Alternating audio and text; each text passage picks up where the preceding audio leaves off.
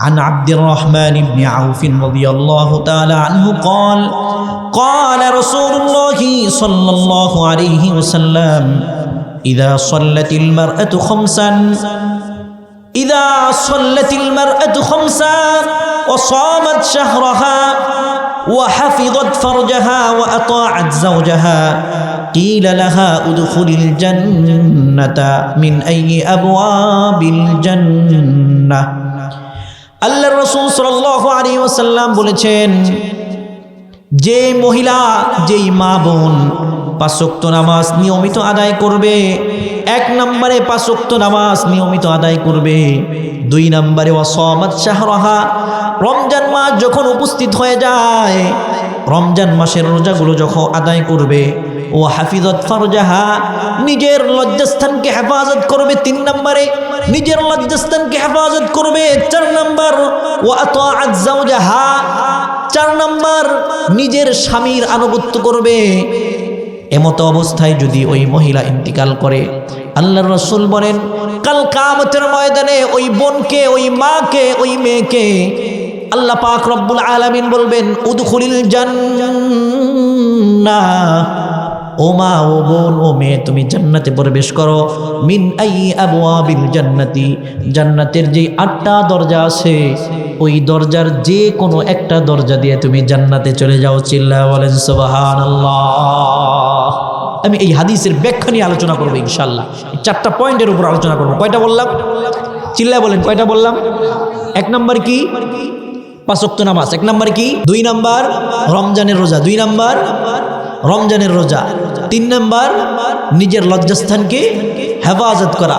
4 নম্বর স্বামীর আনুগত্য করা, স্বামীর আনুগত্য করা। এই 4টা গুণ যেই মা বোনের মধ্যে থাকবে, ওই মা বোন কাল কিয়ামতের ময়দানে জান্নাতে চলে যাবে। চিল্লায়া বলেন সুবহানাল্লাহ।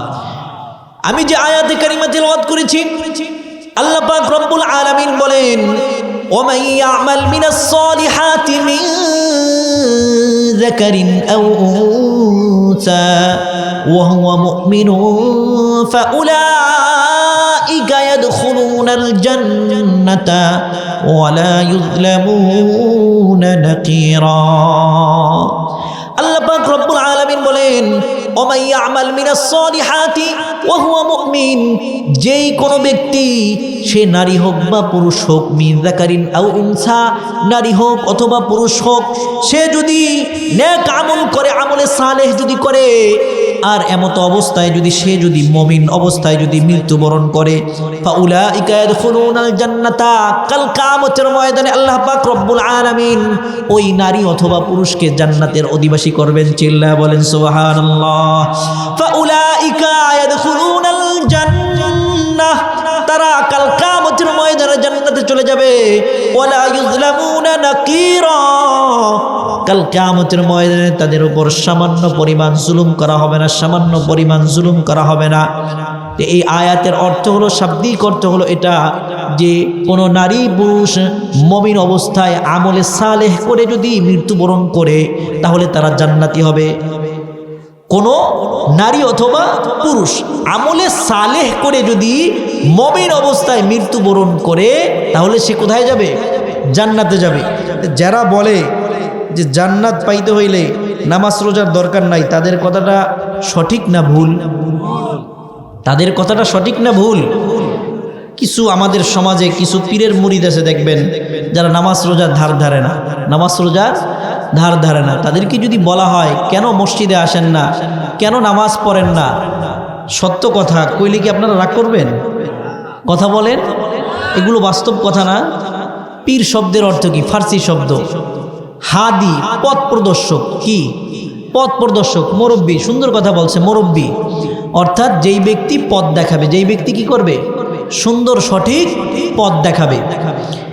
এখন সে যদি নামাজ রোজা না পড়ে, তার যদি নামাজ রোজা না লাগে, তাহলে সে জান্নাতি হতে পারবে? এই আয়াতের মধ্যে আল্লাহ তাআলা এটা বলছেন না যে নারী হোক অথবা পুরুষ হোক, মুমিন অবস্থায় আমলে সালেহ করে যদি কবরে যেতে পারে, তাহলে সে কি করবে? জান্নাতে যাবে। তাদেরকে যখন নামাজের কথা বলা হয়, রোজার কথা বলা হয়, তারা বাহানা কি খুঁজে? আল্লাহর রহমত ছাড়া কেউ জান্নাতে যেতে পারবে না। আল্লাহর রহমত ছাড়া কেউ জান্নাতে যেতে পারবে না, নামাজ রোজা দিয়া কেউ জান্নাতে যেতে পারবে না। কথা তো সত্য, কথা সত্য না? নামাজ রোজা দিয়া কেউ জান্নাতে যেতে পারবে না, আল্লাহর রহমত ছাড়া কেউ জান্নাতে যেতে পারবে না। এটাকে সাইনবোর্ড বানিয়ে মসজিদ থেকে দূরে থাকে। কথা বলেন ঠিক কি না? কথা সত্য, কিন্তু মতলব খারাপ। মতলব কি? খারাপ। হাদিসের মধ্যে আসছে এরকম, এক ব্যক্তি অনেক 500 বছরের আমল নিয়ে কবরে গেছে জাহান্নামের। সেই ব্যক্তি বলছে যে আল্লাহর রহমত ছাড়া আমি জান্নাতে যাব, কারণ আমার কি আছে? আমল আছে। আল্লাহ পাক রব্বুল আলামিন বলছেন তার জাহান্নামের পাশ দিয়ে ঘোরো।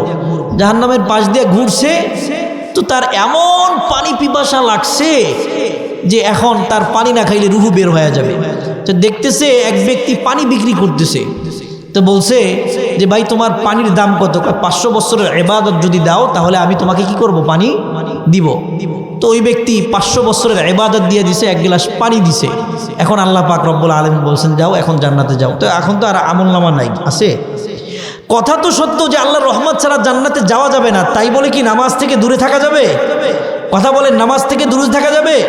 হ্যাঁ, শর্ত হলো আল্লাহর রহমত পেতে হলে নামাজ পড়া লাগবে। আল্লাহর রহমত পেতে হলে আল্লাহর কুদরতি পায়ে সিজদা দেওয়া লাগবে।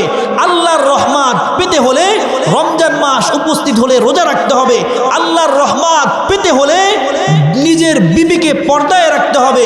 আল্লাহর রহমত পেতে হলে নিজের মেয়েকে পর্দায় রাখতে হবে। আল্লাহর রহমত পেতে হলে মা বোনরা শুনে রাখেন, নিজের স্বামীর খেদমত করতে হবে। কথা বলেন ঠিক কিনা? সন্তান, ছোট্ট বাচ্চা, এই বাচ্চার প্রতি মায়ের মহাব্বত লাগে কখন?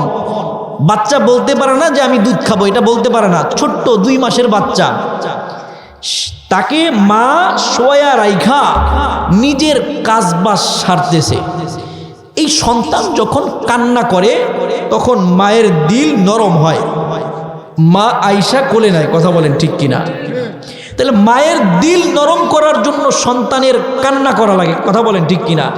ঠিক তেমনি ভাবে আল্লাহর রহমত পেতে হলে আল্লাহর কুদরতি পায়ে সেজদা দিয়ে 2 চোখের পানি ফেলতে হবে, তাহলে আল্লাহর রহমত পাওয়া যাবে। কথা বলেন ঠিক কিনা?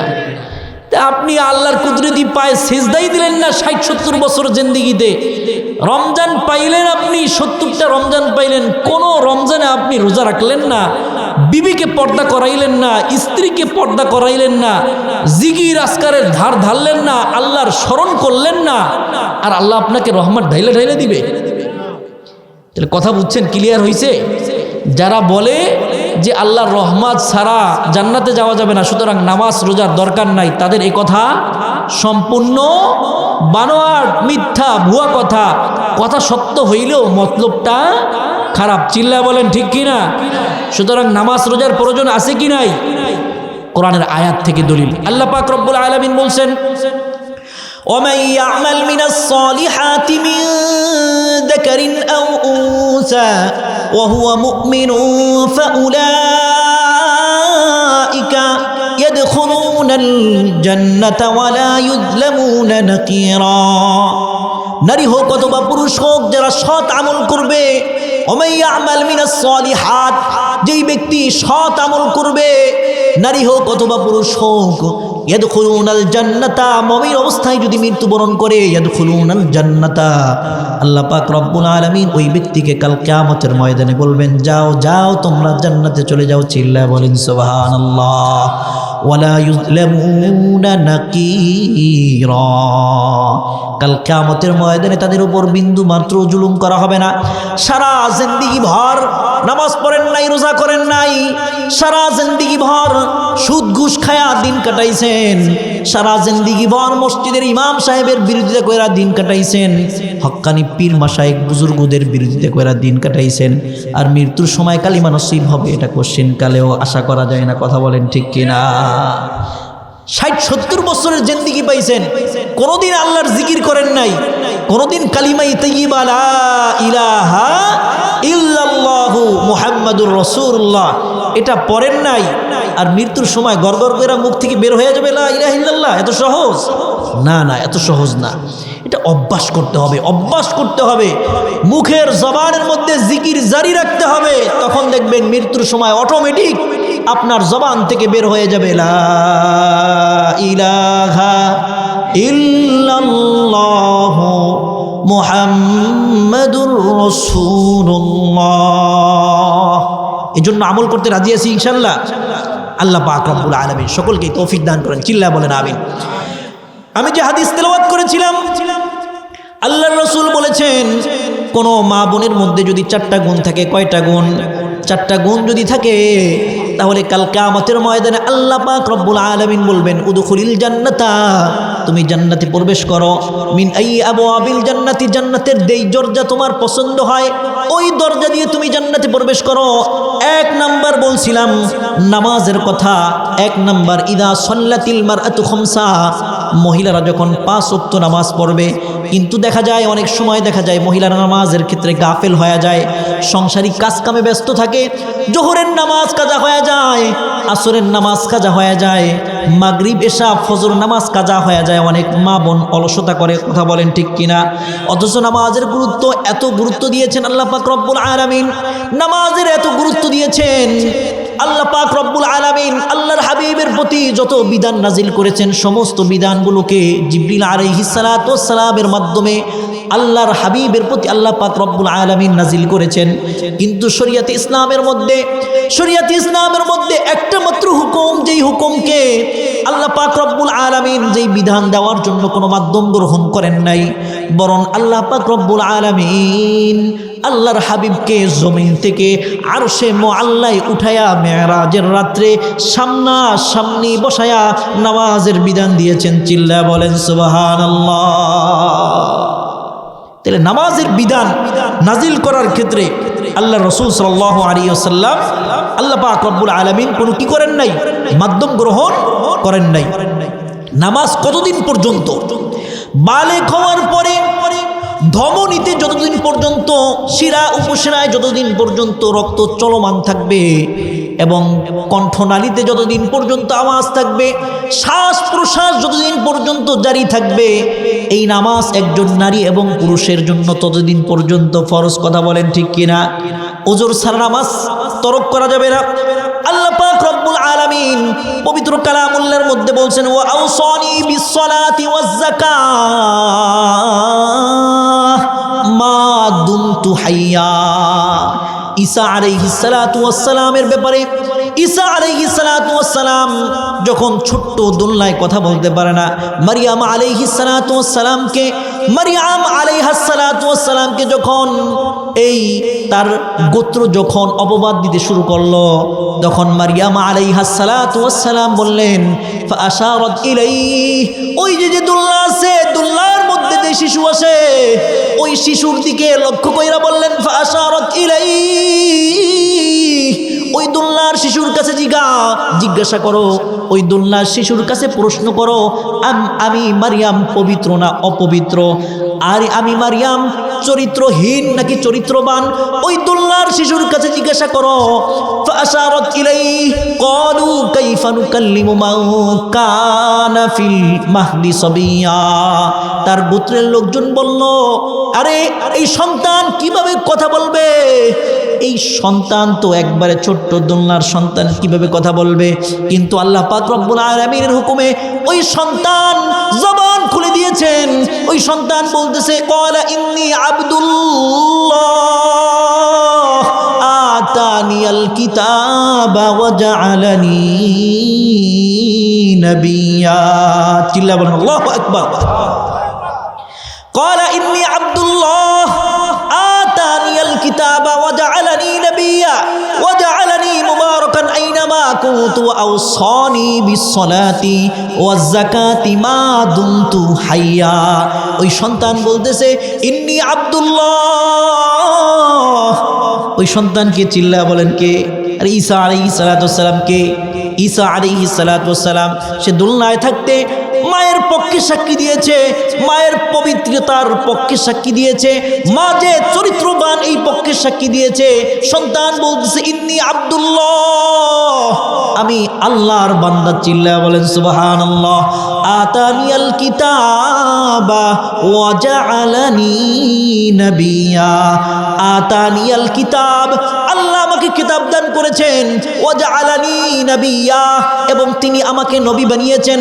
আতানিয়াল কিতাবা ওয়া জাআলানি নাবিয়্যা ওয়া জাআলানি মুবারাকান আইনামা কুনতু, এবং আমি যেখানেই থাকি আমার রব আমাকে বরকত দান করবেন, চিল্লায়া বলেন সুবহানাল্লাহ।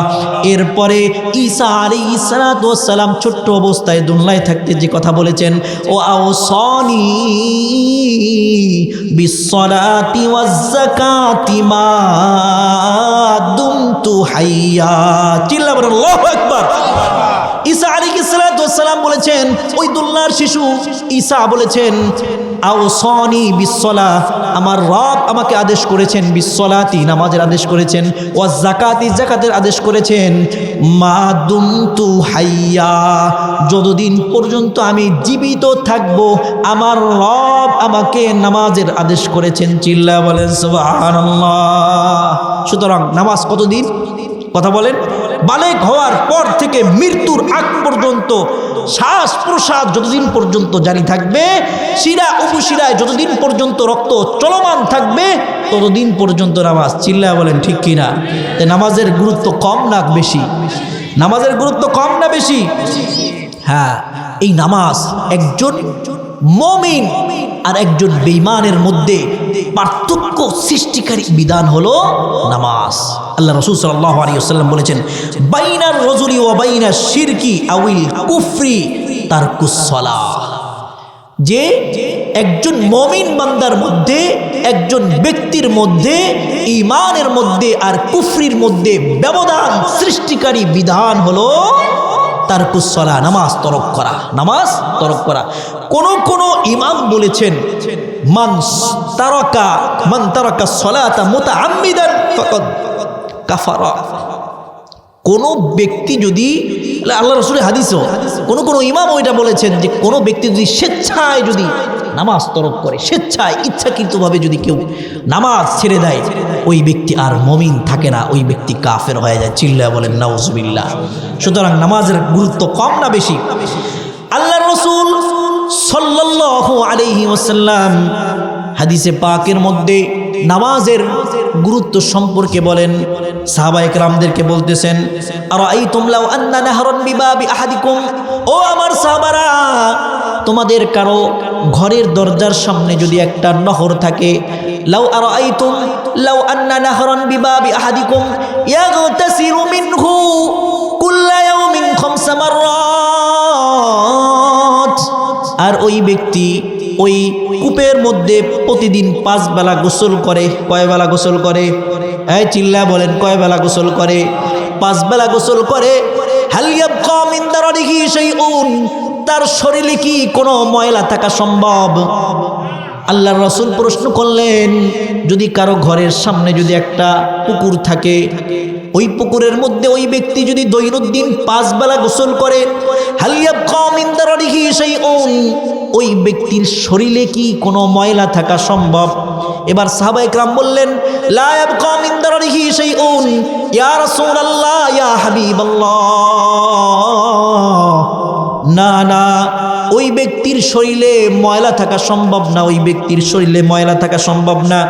এবার আল্লাহর রাসূল সাল্লাল্লাহু আলাইহি ওয়াসাল্লাম বললেন যে ফাযালিকা মিথলুস সালাওয়াতিল খামসি, 5 ওয়াক্ত নামাজ ঠিক ওই রকম, ইয়ামহুল্লাহু বিহিন্নাল খতায়া, 5 ওয়াক্ত নামাজ ঠিক ওই রকম, যেই রকম ভাবে 5 বেলা পুকুরে গোসল করলে একজন মানুষের শরীরে ময়লা থাকা সম্ভব না, ঠিক তেমনি ভাবে কোনো ব্যক্তি যদি 5 ওয়াক্ত নামাজ পড়ে তার গুনাহ থাকা সম্ভব না। 5 ওয়াক্ত নামাজ তার সমস্ত গুনাহকে মুছে দিবে, চিল্লায়া বলেন সুবহানাল্লাহ, সুবহানাল্লাহ, সুবহানাল্লাহ। এজন্য 5 ওয়াক্ত নামাজের দরকার আছে কি নাই? নাকি আমরা সবাই ফেরেশতা, গুনাহ কেউ করি না? গুনাহ নাই কার? একটু হাত উঠান তো। সবারই তো গুনাহ আছে, কথা বলেন ঠিক কিনা? আল্লাহ পাক রব্বুল আলামিন আমাদেরকে তো ফেরেশতা করে বানান নাই, মানুষ বানাইছেন গুনাহ করার চাহিদা দিয়েই, এরপরে কি করছেন? বানাইছেন। সুতরাং গুনাহ আছে, আমাদের সকলের গুনাহ আছে। তো গুনাহ মুক্ত হইয়া আল্লাহ পাক রব্বুল আলামিনের কাছে যাইতে হবে। কথা বলেন ঠিক কিনা? গুনাহ মুক্ত হইতে হইলে 5 ওয়াক্ত নামাজ মসজিদে এসে আদায় করতে হবে। মা বোন যারা আছেন, অনেক সময় আপনাদের অলসতা দেখা যায়, জোহরের সময় রান্না বাড়ায় ব্যস্ত থাকে, মা বোন নামাজের ক্ষেত্রে গাফলাতি করে, নামাজের ক্ষেত্রে গাফলাতি করে, রান্না বাড়ায় ব্যস্ত, নামাজ ঠিকমতো আদায় করে না। ও মা, তাদেরকে যদি জিজ্ঞাসা করা হয়, গোসল করতে হবে, এরপরে নামাজ পড়তে হবে, বিভিন্ন বাহানা। কিন্তু মা, আপনি জেনে রাখেন, এই 5 ওয়াক্ত নামাজ একজন পুরুষের জন্য যেরকম ফরজ, ঠিক ওই রকম আপনার জন্য ফরজ। আপনি নামাজের সময় হয়ে গেছে, রান্না বাড়া এখনো শেষ হয় নাই, আপনার শরীর যদি পবিত্র থাকে, আপনার শরীর পবিত্র আছে, তাহলে আপনি কাপড়টা পরিবর্তন করে এরপরে নামাজ পড়ে নেন। কথা বলেন ঠিক কিনা? এরপরে আবার রান্না করেন, গোসলটা আপনি পরে সারেন, কিন্তু নামাজটা আগে আদায় করে নেন। অনেক সময় দেখা যায় অনেক মা বোন নামাজ পড়ে কিন্তু সময় মতো পড়ে না, নামাজ কাজা করে ফেলে। কথা বলেন ঠিক কিনা? সাংসারিক ব্যস্ততায় রান্না বাড়া করতে করতে নামাজ কি হয়ে গেছে? কাজা হয়ে গেছে। গোসলে গিয়ে আধা ঘন্টা লাগাইছে, এরপরে কি হয়ে গেছে? নামাজ কাজা হয়ে গেছে। এরকম করলে হবে না। নামাজ, ইন্নাস সালাতা কানাত আলাল মুমিনিনা কিতাবাম মাওকুতা, যে নামাজকে আল্লাহ পাক রব্বুল আলামিন সময়ের সাথে ওক্তমত মুমিন মুসলমান নারী পুরুষ সকলের উপর কি করেছেন? ফরজ করেছেন। এজন্য সমস্ত কাজ কাম একদিকে, নামাজ একদিকে। আল্লাহ পাক রব্বুল আলামিন বলেছেন, রিজালুল লা তুলকিহিম তিজারাতুন ওয়ালা বাইউন আন যিকরিল্লাহি ওয়া ইকামিস সালাতি ওয়া ইতাইজ যাকাহ ইয়াখাফুনা ইয়াওমান তাতাকাল্লাবু ফীহিল কুলুবু ওয়াল আবসার। দুনিয়ার মধ্যে এমন কিছু মানুষ আছে, এমন কিছু মানুষ আছে, রিজালুল লা তুলকিহিম তিজারাতুন ওয়ালা বাইউন আন যিকরিল্লাহ, বেচা কেনা, ব্যবসা বাণিজ্য, চাকরি বাকরি, দোকান পাট, সাংসারিক কর্ম, নামাজ থেকে তাদেরকে ধোকায় ফেলতে পারে না। কথা বলেন ঠিক কিনা? এমন কিছু লোক আছে কিনা দুনিয়াতে, যে বেচা কেনা সব একদিকে, নামাজ আমার একদিকে। বাস আজান দিয়েছে, হাইয়া আলাস সালার ধ্বনি কানে আসছে, হাইয়া আলাল ফালার ধ্বনি কানে আসছে, সব বাদ, দোকানের শাটার বন্ধ করে নামাজে চলে গেছে।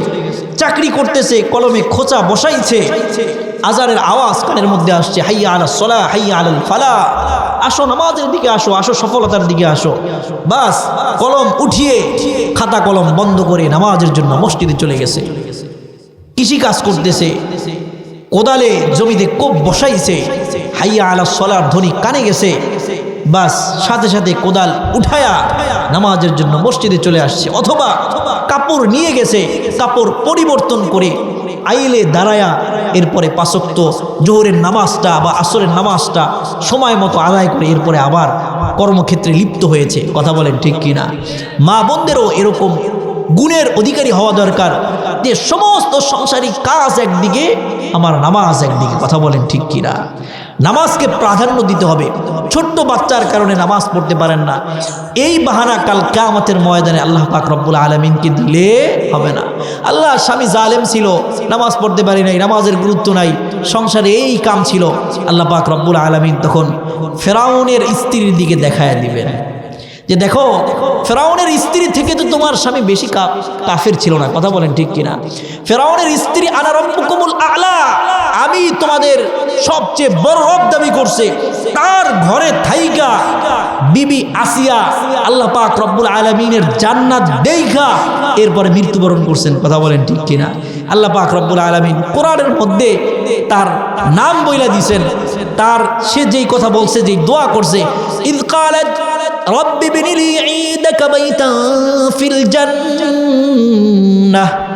আল্লাহ পাক রব্বুল আলামিন তার এই দোয়াকে খুব পছন্দ করছেন। ইয ক্বালাত রব্বি বিনি লি, আল্লাহ আমার জন্য জান্নাতে আপনার পাশে একটা ঘর নির্মাণ করে দেন, একটা ঘর নির্মাণ করে দেন। এই দোয়া আল্লাহ পাক রব্বুল আলামিন বড় পছন্দ করেছেন, বড় পছন্দ করেছেন।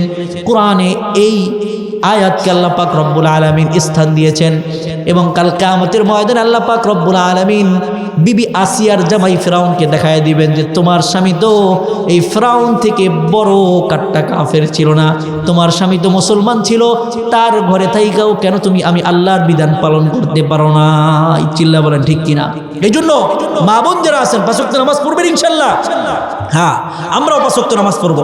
দেখেন ফজরের নামাজ অনেক সময় মা বোনদের অনেকের নষ্ট হয়, অনেক মা বোনদের ফজরের নামাজ নষ্ট হয়, বিশেষভাবে যাদের বাচ্চা ছোট থাকে, দুধের বাচ্চা থাকে, প্রসব করে, এই সমস্ত মা বোনদের ফজরের নামাজ কি হয়? বেশি নষ্ট হয়। কারণ নামাজের পূর্ব শর্ত হলো কি?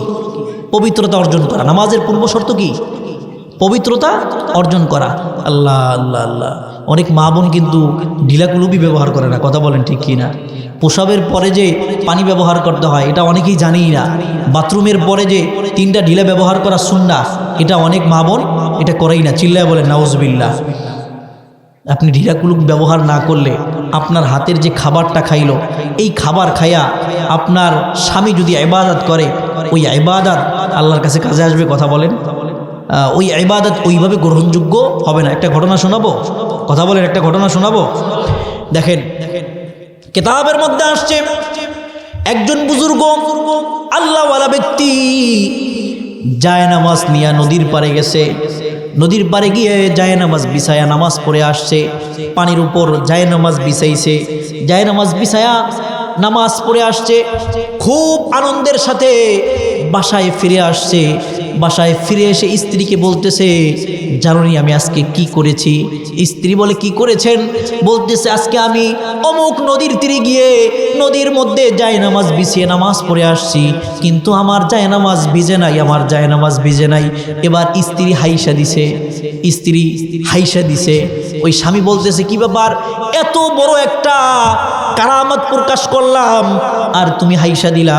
তোমার স্বামী এত বড় আল্লাহ পাক রব্বুল আলামিনের নৈকট্যশীল বান্দা হয়ে গেছে, তোমার তো শুকরিয়া আদায় করার কথা ছিল, কিন্তু তোমার মুখের মধ্যে টিটকারির হাসি পাইতেছি, কারণ কি? এবার স্ত্রী বলতেছে, এটা আমার বাম হাতের কামাই। কি বলে? এই চিল্লা বলেন, কি বলে? এটা আমার বাম হাতের কামাই। স্ত্রী বলতেছে, এই কারামত আপনার নাই, কারামত হলো আমার। আল্লাহ পাক রব্বুল আলামিনের নৈকট্য হাসিল করেছেন, আল্লাহ পাক রব্বুল আলামিনের নিকটে চলে গেছেন, এটা আমার কারামত, এটা আমার কারণে, আমার পরহেজগারিতার কারণে আপনি আল্লাহ তাআলার নৈকট্য হাসিল করতে পারছেন। এই যে জায়নামাজ বিছায়া পানিতে নামাজ পড়ছেন, এটা সম্পূর্ণটা আমার উপরে নির্ভরশীল, সুতরাং এটা তো আমার বিষয়, এই জন্য আমি হাসছি, এটা আমার বাম হাতের কামাই। আগামীকাল আপনি নামাজ পড়েন, দেখবেন আপনি ভিজে আসছেন। স্বামী বলতেছে, আচ্ছা ঠিক আছে, দেখা যাবে। এবার পরের দিন আবার স্বামী জায়নামাজ নিয়ে নদীর পাড়ে গেছে। নদীর পাড়ে গিয়ে নদীর মধ্যে সুন্দর কইরা জায়নামাজ বিছাইছে। জায়নামাজ বিছায়া যখন টাইম পাটা জায়নামাজের উপরে দিয়েছে, এবার স্বামী জায়নামাজ শুদ্ধা পানির তলে চলে গেছে। স্বামী জায়নামাজ শুদ্ধা পানির তলে চলে গেছে। স্বামী একবার ভিজা ঠিজা, জায়নামাজ জামা কাপড় সব ভিজা। এরপরে নিচের দিক তাকায়া লাঞ্ছনার একটা ছাপ মুখের মধ্যে নিয়ে বাসায় আসছে। স্ত্রী মিটিমিটি হাসতেছে। স্ত্রী কি করে? মিটিমিটি হাসে। গতকালকে বলছি না এটা আমার বাম হাতের কামাই, আজকে এটা টের পাইছেন? স্বামী বলে, ও আদরের স্ত্রী, কাহিনী কি কিছুই তো বুঝলাম না, আমাকে একটু খুইলা বলো। এবার স্ত্রী বলে, ও স্বামী, আমি যখন প্রতিদিন যখন পাক শাক শুরু করি, তখন উজু করে বিসমিল্লাহ পড়ে তাসবিহ সহকারে তরকারিগুলো কোটা শুরু করি, উজু সহকারে আল্লাহর নামে বিসমিল্লাহ পড়ে এরপরে রান্না বান্না শুরু করি। পাক পবিত্র হয়ে ঢিলাকুলুপ ব্যবহার করে পাক পবিত্র হয়ে উজুর সহিত রান্না বান্না শুরু করি। ওই খাবার যখন আপনার পেটের মধ্যে যায়, তখন যখন আপনি ইবাদত করেন, ওই ইবাদত আল্লাহর কাছে সাথে সাথে গ্রহণ হয়ে যায়। চিল্লা বলেন সুবহানাল্লাহ। গতকালকে আপনাকে দেখানোর জন্য, এই পরীক্ষা করার জন্য, গতকালকে আমি প্রসাব করেছি, বাথরুম করেছি, আমি ঢিলাকুলুপ ব্যবহার করি নাই, নামাজের মধ্যেও গাফলাতি করেছি, উজুর সাথে রান্না বান্না শুরু করি নাই, এবং বিসমিল্লাহ আল্লাহর নাম নিয়ে তাসবিহ পড়েও পাক শাক শুরু করি নাই। এই জন্য আপনার ইবাদত কবুল হয় নাই, আপনি ভিজা আসছেন। সুতরাং মহিলাদের 5 ওয়াক্ত নামাজের প্রয়োজন আছে কি নাই? ঘরের মা বোন যদি ঠিক থাকে, তাহলে পুরুষ এমনিই ঠিক হয়ে যায়। কথা বলেন ঠিক কিনা? যে কথা বলতেছিলাম, মা বোনদের বলতেছিলাম, এই জন্য পবিত্রতার দিকে গুরুত্ব দিতে হবে। ছেলে সন্তান সকালবেলা প্রসাব করে ভিজিয়ে দেয়, এই জন্য যদি ফজরের নামাজ যদি বাদ দিয়ে দেন, ও মা ও বোন খেয়াল করেন, সামান্য শীতের জন্য যদি ফজরের নামাজ যদি আমি বাদ দিয়ে দেই, সামান্য শীতের মধ্যে শরীরটাকে পাকশাক করতে হবে, শরীরটাকে ধুতো করতে হবে, পরিষ্কার করতে হবে, প্রসাব লেগেছে, এই জন্য যদি ঠান্ডার কারণে যদি নামাজ ছেড়ে দেই, আপনি একটু খেয়াল করেন, আপনার ঘরের মধ্যে ল্যাপ আছে, কম্বল আছে, সব কিছুই আছে, কিন্তু যখন ওই কবরে রাখা হবে, ওই কবরে কিন্তু কোনো বিছানা নাই, ডাইনেও মাটি, বামেও মাটি, নিচেও মাটি, উপরেও মাটি, আর এই মাটি এত শীতল, খালি পায়ে আমি জমিনের মধ্যে শীতের সময় হাঁটতে পারি না, জুতা পায়ে থাকে, মোজা পায়ে থাকে, তারপরেও কত ঠান্ডা লাগে। আর একবার একটু চিন্তা করেন, কবরের চিন্তা করেন, যে ওই নামাজ যদি ফজরের নামাজ যদি ছেড়ে দেই, কাল কিয়ামতের ময়দানে কত শাস্তি আমাকে ভোগ করতে হবে। আমি কি এই শাস্তি ভোগ করার জন্য প্রস্তুত আছি কিনা? কশিনকালে ওই শাস্তি আমি ভোগ করতে পারবো না। এই জন্য আল্লাহ রাসূল সাল্লাল্লাহু আলাইহি ওয়াসাল্লাম ফজরের নামাজের গুরুত্ব সম্পর্কে বলেছেন, মান সাল্লা সুবহা ফাহুয়া ফি দিম্মাতিল্লাহ, যেই ব্যক্তি ফজরের নামাজ আদায় করবে সারা দিনের জন্য ওই ব্যক্তি আল্লাহর জিম্মায় চলে যাবে। কার জিম্মায়? মিয়া ভাইরা চিল্লায় বলেন, কার জিম্মায়? আল্লাহর জিম্মায় চলে যাবে সারা দিনের জন্য, ওই ব্যক্তি আল্লাহর জিম্মায় চলে যাবে, চাই নারী হোক বা পুরুষ হোক। ও মা, আপনি যদি আল্লাহর জিম্মায় থাকতে যদি মৃত্যুবরণ করেন, এটা কত সৌভাগ্যের মৃত্যু। ও বাবা, আপনি যদি আল্লাহর জিম্মায় থাকতে যদি মৃত্যুবরণ করেন, এটা কত সৌভাগ্যের মৃত্যু। এই জন্য আল্লাহ রাসূল সাল্লাল্লাহু আলাইহি ওয়াসাল্লাম হাদিসের মধ্যে বলছেন, ফালা তুগফিরুল্লাহ ফি আহদিহি, তোমরা আল্লাহর দেওয়া এই ওয়াদাকে তোমরা নষ্ট করো না, আল্লাহর দেওয়া এই ওয়াদাকে তোমরা নষ্ট করো না। ফামান কতালাহু তালাবাহুল্লাহু হাত্তা ইয়াকুব্বাহু ফিন্নার, যদি যেই ব্যক্তি ফজরের নামাজ জামাতের, যেই মহিলা ফজরের নামাজ জামাতের সাথে আদায় করেছে, এই মা বোনকে যদি কোনো মানুষ যদি অত্যাচার করে, এই মা বোনের উপর কোনো মানুষ যদি ওই ভাইয়ের উপর যদি অত্যাচার করে, তাকে যদি হত্যা করে দেয়, আল্লাহর রাসূল সাল্লাল্লাহু আলাইহি ওয়াসাল্লাম হাদিসের মধ্যে বলেছেন যে কাল কিয়ামতের ময়দানে আল্লাহ পাক রব্বুল আলামিন ওই ব্যক্তিকে মুখ নিচা কইরা মাথা উপরের দিক দিয়া এরপরে জাহান্নামে নেবেন। চিল্লায়া বলেন নাউজুবিল্লাহ। অর্থাৎ যেই ব্যক্তি ফজরের নামাজ জামাতের সাথে আদায় করছে, আল্লাহর জিম্মায় চলে গেছে, এমন ব্যক্তির সাথে তুমি খারাপ আচরণ করবা, তোমার শাস্তি কাল কিয়ামতের ময়দানে জাহান্নাম। দেখছেন, দুনিয়ার মধ্যেই আল্লাহর রাসূল আপনাকে আমাকে সুসংবাদ শুনাইয়া দিয়েছেন, আল্লাহর রাসূল সুসংবাদ শুনাইয়া দিয়েছেন। এই জন্য পাঁচ ওয়াক্ত নামাজ প্রত্যেকটা মা বোনের পড়া আবশ্যক, আপনার আমার জন্য পড়া আবশ্যক। আল্লাহ রাসূল সাল্লাল্লাহু আলাইহি ওয়াসাল্লাম হাদিসে পাকের মধ্যে বলছেন, যেই ব্যক্তি পাঁচ ওয়াক্ত নামাজ পড়বে না, আল্লাহর রাসূল, আল্লাহ এবং আল্লাহর রাসূল তার জিম্মাদারি থেকে মুক্ত। আল্লাহ এবং আল্লাহর রাসূলের কোনো জিম্মাদারি তার উপর নাই।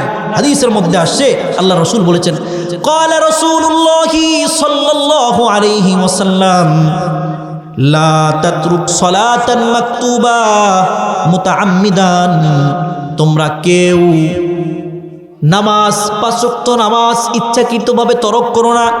ফামান তারাকাহা মুতাআম্মিদান ফাকাদ বারিআত মিনহু যিম্মাহ, ফামান তারাকা মুতাআম্মিদান, যেই ব্যক্তি এই নামাজকে ইচ্ছাকৃতভাবে তরক করবে, ফাকাদ বারিআত মিনহু যিম্মাহ, আল্লাহ এবং আল্লাহর রাসূল ফাকাদ বারিআত মিনহু যিম্মাহ আয় যিম্মাতুল্লাহি ওয়া রাসূলিহি, আল্লাহ এবং তার রাসূল ওই ব্যক্তির জিম্মাদারি থেকে নিজেকে দায় মুক্ত ঘোষণা করবেন। একটু খেয়াল কইরা দেখেন, একটু খেয়াল কইরা দেখেন, দুনিয়ার মধ্যে কোনো সন্তান যদি বিপদ আপদে পড়ে, দুনিয়ার মধ্যে কোনো সন্তান যদি আদালতের সম্মুখীন হয়, দুনিয়ার মধ্যে কোনো সন্তান যদি অন্যায় করে, দুনিয়ার মধ্যে কোনো সন্তান যদি খুন খারাপি করে, আর তার ব্যাপারে যদি কেস হয়ে যায়, তার ব্যাপারে যদি কেস হয়ে যায়, তার ফাঁসির যদি রায় হয়ে যায়, অথবা জেল হাজতে যদি তাকে যদি ওয়ারেন্টি জারি হয়ে যায়, আর এমতো অবস্থায় তার বাবা যদি ডাক দিয়া বলে, তার মা যদি ডাক দিয়া বলে, এই সন্তানের কোনো দায়িত্ব আমাদের উপর নাই, এই সন্তানের জিম্মাদারি আমাদের উপর নাই, এই সন্তানকে আমরা চিনি না, বাবার একটু চিন্তা করে দেখেন ওই সন্তানের কি অবস্থা হবে। বিপদ আপদের সময় যদি বাপ যদি পরিচয় না দেয়, বিপদ আপদের সময় যদি মা যদি পরিচয় না দেয় তাহলে ওই সন্তানের কি অবস্থা হবে একটু চিন্তা কইরা দেখেন, একটু চিন্তা কইরা দেখেন। ওই আখিরাতের সময় কবরে যাওয়ার পরে আল্লাহর রাসূল যদি বলে এই ব্যক্তি 5 ওয়াক্ত নামাজ পড়ে নাই, ও আমার উম্মতের মধ্যে গণ্য না, আমি নবী ওর জন্য শাফায়েত করব না। ও পর্দার আড়ালের মা ও বোনেরা একবার একটু চক্ষুখানা বন্ধ কইরা চিন্তা কইরা দেখেন যে ওই সময় কি অবস্থা হবে।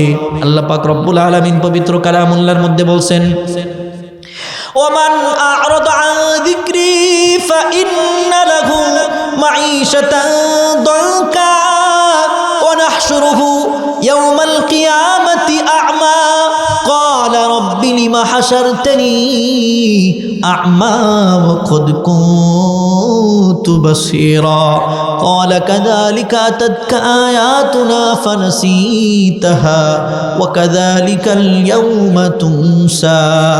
আল্লাহ পাক রব্বুল আলামিন বলেছেন, দুনিয়ার মধ্যে যেই সমস্ত নারী পুরুষেরা আমার জিকির থেকে, আমার স্মরণ থেকে, আমার নামাজ থেকে যারা আমার কোরআন থেকে বিমুখতা প্রদর্শন করবে, আমার স্মরণ থেকে যারা মুখ ফিরায়া নেবে, হাইয়া আলাস সালাত ধরে কানে যাওয়ার পরেও যারা নামাজের জন্য মসজিদে আসবে না, নামাজের জন্য মা বোনেরা বাসা বাড়িতে প্রস্তুতি নিবে না, যারা নামাজ ছেড়ে দিবে, মান আ'রাদা আন যিকরি ফাইন্না লাহু মাঈশা, আমি তার জীবনকে সংকীর্ণ করে দিব, আমি তার জীবনকে সংকীর্ণ করে দিব।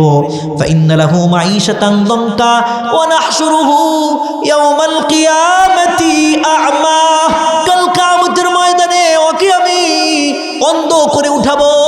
নারী হোক পুরুষ হোক নামাজ যদি তরক করে আমি তাকে অন্ধ করে উঠাবো। ওই ব্যক্তি কাল কিয়ামতের ময়দানে আফসোস করবে আর বলবে, ক্বালা রাব্বি লিমা হাশারতানি আ'মা ওয়া ক্বাদ কুনতু বাসীরা। ও রব, ও আল্লাহ, দুনিয়ার মধ্যে তো চোখ ছিল, দুনিয়ার মধ্যে নিজের ছেলে সন্তানকে দেখছি, দুনিয়ার মধ্যে সবুজ শ্যামল দুনিয়াটাকে দেখছি, কিন্তু এখন চোখ নাই কেন? চোখ অন্ধ কেন? চোখ অন্ধ কেন?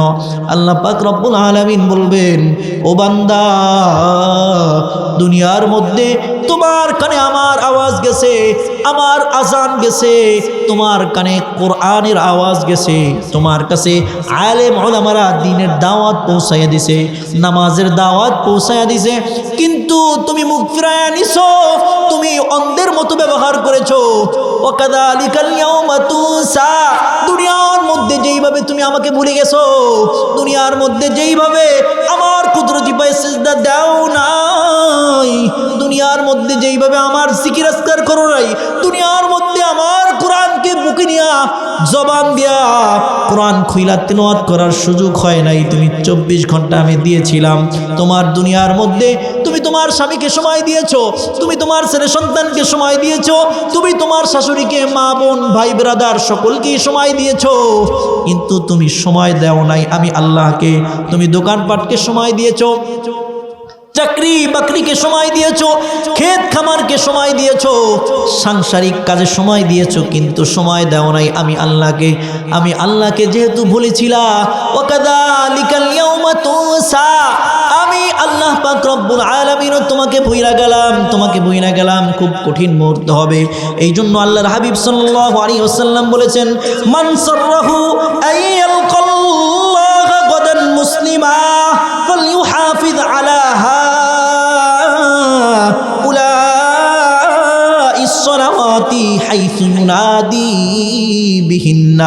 আল্লাহর হাবিব বলেছেন, যেই ব্যক্তিকে আনন্দ দেয় এই জিনিসটা যে সে কাল কিয়ামতের ময়দানে আল্লাহর সাথে সাক্ষাৎ করবে মুসলমান হয়া। আমরা কি কাল কিয়ামতের ময়দানে আল্লাহর সাথে মুসলমান অবস্থায় সাক্ষাৎ করতে চাই? চিল্লায় বলেন চাই কিনা? কারা কারা চাই একটু হাত উঁচা করে দেখাই। আল্লাহু আকবার। আল্লাহ পাক রব্বুল আলামিন সমস্ত হাতগুলোকে কবুল করেন, চিল্লায় বলেন আমিন। আল্লাহর হাবিব বলছেন, যদি কাল কিয়ামতের ময়দানে আল্লাহর সামনে যদি মুসলমান হিসেবে যদি দাঁড়াইতে চাও, ও ৭০ মধ্যপাড়া জামে মসজিদের মহল্লার মা ও বোনেরা, আপনারাও যদি কাল কিয়ামতের ময়দানে যদি আল্লাহর সামনে যদি মুসলমান হিসেবে যদি দাঁড়াইতে চান, মুহাম্মদ সাল্লাল্লাহু আলাইহি ওয়াসাল্লামের উম্মত হিসেবে যদি কাল কিয়ামতের ময়দানে যদি আল্লাহর সামনে দাঁড়াইতে চান, আল্লাহর রাসূল বলেছেন ফালিউহাফিজ আলা হাউলাইস সালাওয়াত, পাঁচ ওয়াক্ত নামাজের প্রতি যত্নশীল হও।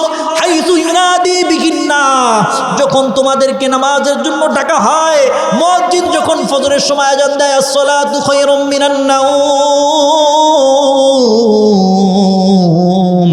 ঘুম থেকে নামাজ অতি উত্তম। ও দশত্তরের মা ও বোনেরা, ঘুম ছেড়ে দাও, ঘুম ছেড়ে নামাজের জন্য প্রস্তুতি নাও। ও দশত্তরের যুবক ভাইরা, বৃদ্ধ বাবারা, নামাজের জন্য প্রস্তুতি নিয়ে মসজিদে চলে আসো, মসজিদে চলে আসো। কাল কিয়ামতের ময়দানে আল্লাহ পাক রব্বুল আলামিনের সামনে মুসলমান হিসেবে পরিচয় দেওয়া যাবে। কথা বলেন ঠিক কিনা?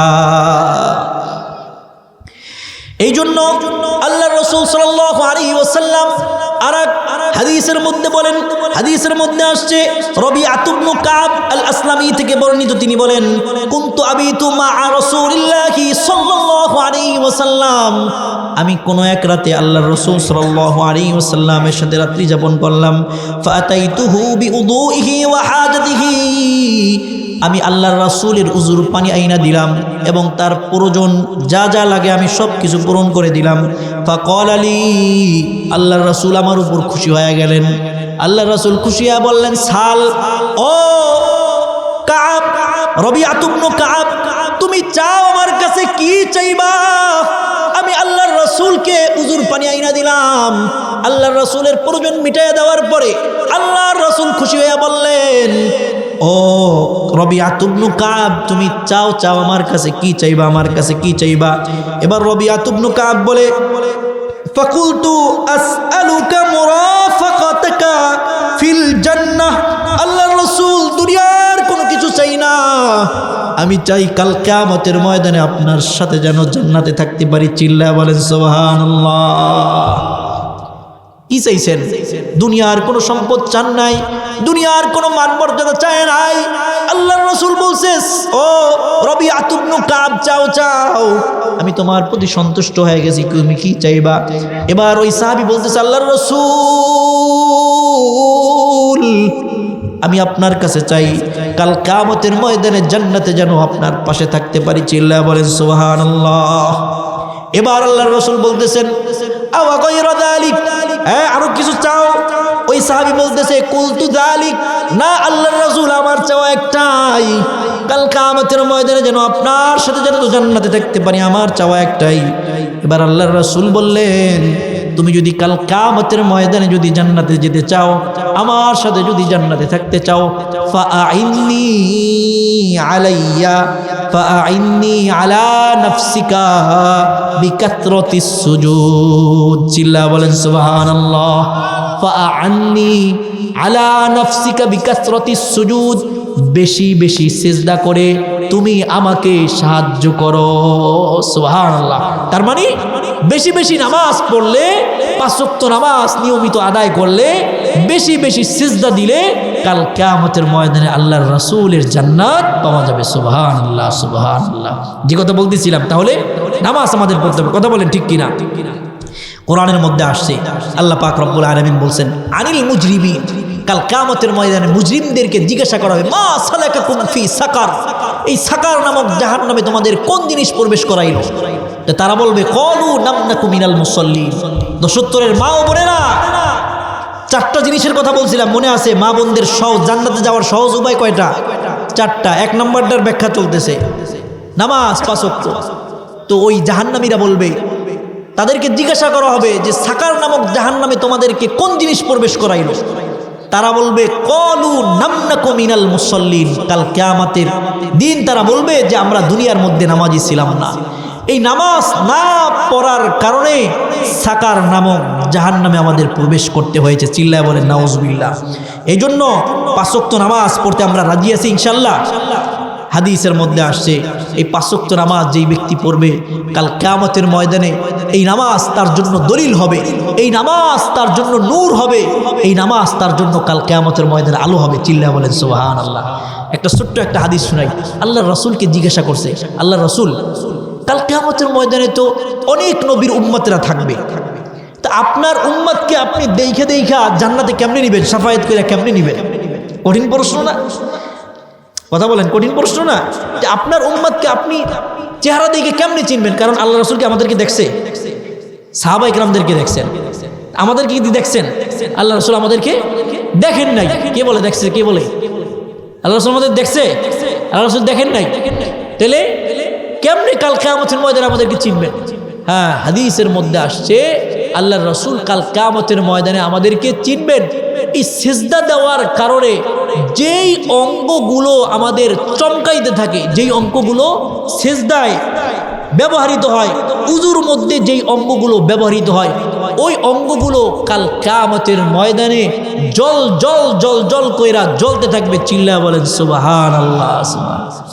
এই জল জল অঙ্গ দেখা হাদিসের মধ্যে আসে মিন আসারি সুজুদ, সিজদা দেওয়ার কারণে মাথা জ্বলতে থাকবে, আলো জ্বলবে। মাথার মধ্যে কি জ্বলবে? আলো জ্বলবে। এই হাত সিজদায় লাগছে, এই হাতের মধ্যে আলো জ্বলবে, এই হাঁটুর মধ্যে আলো জ্বলবে, এই নাকের মধ্যে আলো জ্বলবে। এই আলো দেখা আল্লাহ রাসূল সাল্লাল্লাহু আলাইহি ওয়াসাল্লাম বুঝবেন এটা আমার উম্মত। চিল্লায়া বলেন সুবহানাল্লাহ। সুবহানাল্লাহ। যেই ব্যক্তি নামাজ পড়বে না, এই ব্যক্তির তো উজুর প্রয়োজন হবে না, আর নামাজের মধ্যে অঙ্গ প্রত্যঙ্গগুলো ব্যবহার হবে না, তাহলে ওই ব্যক্তির আলো জ্বলবে? এই কথা বলেন, আলো জ্বলবে? আলো না জ্বললে আল্লাহর রাসূলের শাফায়াতও পাওয়া, আলো না জ্বললে আল্লাহর রাসূলের শাফায়াতও পাওয়া যাবে না। আর আল্লাহর রাসূলের শাফায়াত কারা পাইবে? এটা আল্লাহ তাআলা কোরআনের মধ্যে বলছেন, আল্লাহর রাসূল হাদিসের মধ্যে বলছেন। কথা বলেন ঠিক কিনা? আপনি ওই গুণ বাদ দিয়া অন্য গুণে যদি গুণাবলী হন, যতই যা করেন, কাল কিয়ামতের ময়দানে আল্লাহর রাসূলের শাফায়াত পাওয়া যাবে না। এই জন্য আল্লাহর রাসূলের রঙে রঙিন হতে হবে। কথা বলেন ঠিক কিনা? আল্লাহর রাসূলের রঙে রঙিন হতে হবে। যে কথা বলতেছিলাম, কাল কিয়ামতের ময়দানে যারা নামাজ পড়বে না তাদের হাসর নাসর হবে। হাদিসের মধ্যে আসে কারুনের সাথে, হামানের সাথে, ফিরাউনের সাথে হাসর নাসর হবে। আর যারা নামাজ পড়বে তাদের হাসর নাসর হবে নবী রাসূলদের সাথে। কাদের সাথে? নবী রাসূলদের সাথে তাদের হাসর নাসর হবে। এখন আপনি হামানের সাথে, কারুনের সাথে, এরা কি জান্নাতি হবে না জাহান্নামী হবে? কথা বলেন, হামান, কারুন, ফিরাউন জান্নাতি না জাহান্নামী? জাহান্নামী। এদের সাথে যদি আপনার হাসর নাসর হয় নামাজ তরক করার কারণে, তাহলে আপনি জান্নাতি না জাহান্নামী? তাহলে বুঝতে হইব, জান্নাতি হইতে হইলে 5 ওয়াক্ত নামাজ নিয়মিত আদায় করতে হবে। 5 ওয়াক্ত নামাজ যদি পড়েন তাহলে হাসর নাসর কার সাথে হবে? আল্লাহর রাসূলের সাথে, রাসূলুল্লাহ সাল্লাল্লাহু আলাইহি ওয়াসাল্লামের সাথে হাসর নাসর হবে। আল্লাহর রাসূলের কোনো রং ঢং নাই, আল্লাহর রাসূলের কোনো সুরাত সিরাত আপনার ভিতরে নাই। আপনি আশিকে রাসূল দাবি করলে এটা ভুয়া আশিকে রাসূল। কথা বলেন ঠিক কিনা? কথা বলেন ঠিক কিনা? এটা ভুয়া আশিকে রাসূল। কারণ আল্লাহর রাসূলের কোনো রং ঢঙের ভিতরে নাই, আল্লাহর রাসূলের কোনো চরিত্র নাই, আল্লাহর রাসূলের কোনো আদর্শ ভিতরে নাই। আল্লাহর রাসূল তো কাল কিয়ামতের ময়দানে বলবেন এটা জমিনের মধ্যে ভুয়া আশিকে রাসূল ছিল, ও আমার উম্মত না, ও আমার শাফায়াত পাবে না। কথা বলেন ঠিক কিনা? যদি আমার বাস্তবিক পক্ষেই আমার আশিক রাসূল হইতো, তাহলে ওর সুরাতের সাথে আর আমার সুরাতের সাথে মিল থাকতো। আমার 63 বছরের জিন্দেগির সাথে ওর জিন্দেগির মিল থাকতো। কিন্তু অধ্যায়, প্রত্যেকটা অধ্যায় খুলে দেখো, ওর জিন্দেগির সাথে আমার জিন্দেগির কোনো মিল ছিল না। আমি রাসূল নামাজ পড়তে পড়তে পা মোবারক ফুলায় ফেলাইছি, আর ও মসজিদের ধারে কাছে যায় নাই। ও কিসের আশিক রাসূল? কথা বলেন ঠিক কিনা? উল্টা আরো ফতোয়া দিয়েছে নামাজ পড়লে জান্নাত পাওয়া যাবে না। আল্লাহর রাসূল বলতেছে নামাজ না পড়লে জান্নাত পাওয়া যাবে না। আল্লাহ তাআলা বলতেছে নামাজ না পড়লে জান্নাতে যাওয়া যাবে না। আল্লাহর রাসূল নামাজে দাঁড়ায় পা মোবারক ফুলায় ফেলাইছে, আর ভণ্ড ফতোয়া দেয় নামাজ না পড়লে জান্নাত পাওয়া যাবে। নামাজ দিয়ে কেউ জান্নাত পাইছে? চিল্লায় বলেন নাউজুবিল্লাহ। এগুলো আপনার আমার ঈমান হরণ করার জন্য যথেষ্ট। কথা বলেন ঠিক কিনা? আল্লাহ পাক রব্বুল আলামিন সকলকেই হেদায়েত দান করেন। চিল্লায় বলেন আমিন। এই সমস্ত মানুষদেরকে মার্কা মারা করে রাখবেন। এ সমস্ত মানুষ আপনার আমার ঈমান হরণ করতে চায়, যারা বলে নামাজ দিয়ে জান্নাতে যাওয়া যাবে না। এই সমস্ত কোরআনের মধ্যে আসছে, উলা কদ আফলাহাল মুমিনুন। সূরা মুমিনুন খুলেন, আমার সামনে খুলেন। অনেকে বলে যে নামাজ দিয়ে কেউ জান্নাতে যেতে পারে না। এমন কোরআন পড়ছেন আপনি? সূরা ফাতিহা পড়তে পারে না, বিসমিল্লাহ পড়তে পারে না, আউযুবিল্লাহ পড়তে পারে না, দাঁত ভাঙা যাবে সব কয়টা। এই ব্যক্তি বড় বড় মাস্তানি করে, 4 দোকানে বৈশা বৈশা বলে যে নামাজ পড়লে জান্নাত পাওয়া যাবে। এটা কোরআনের কোথায় আছে? কোরআন পড়তে পারেন আপনি?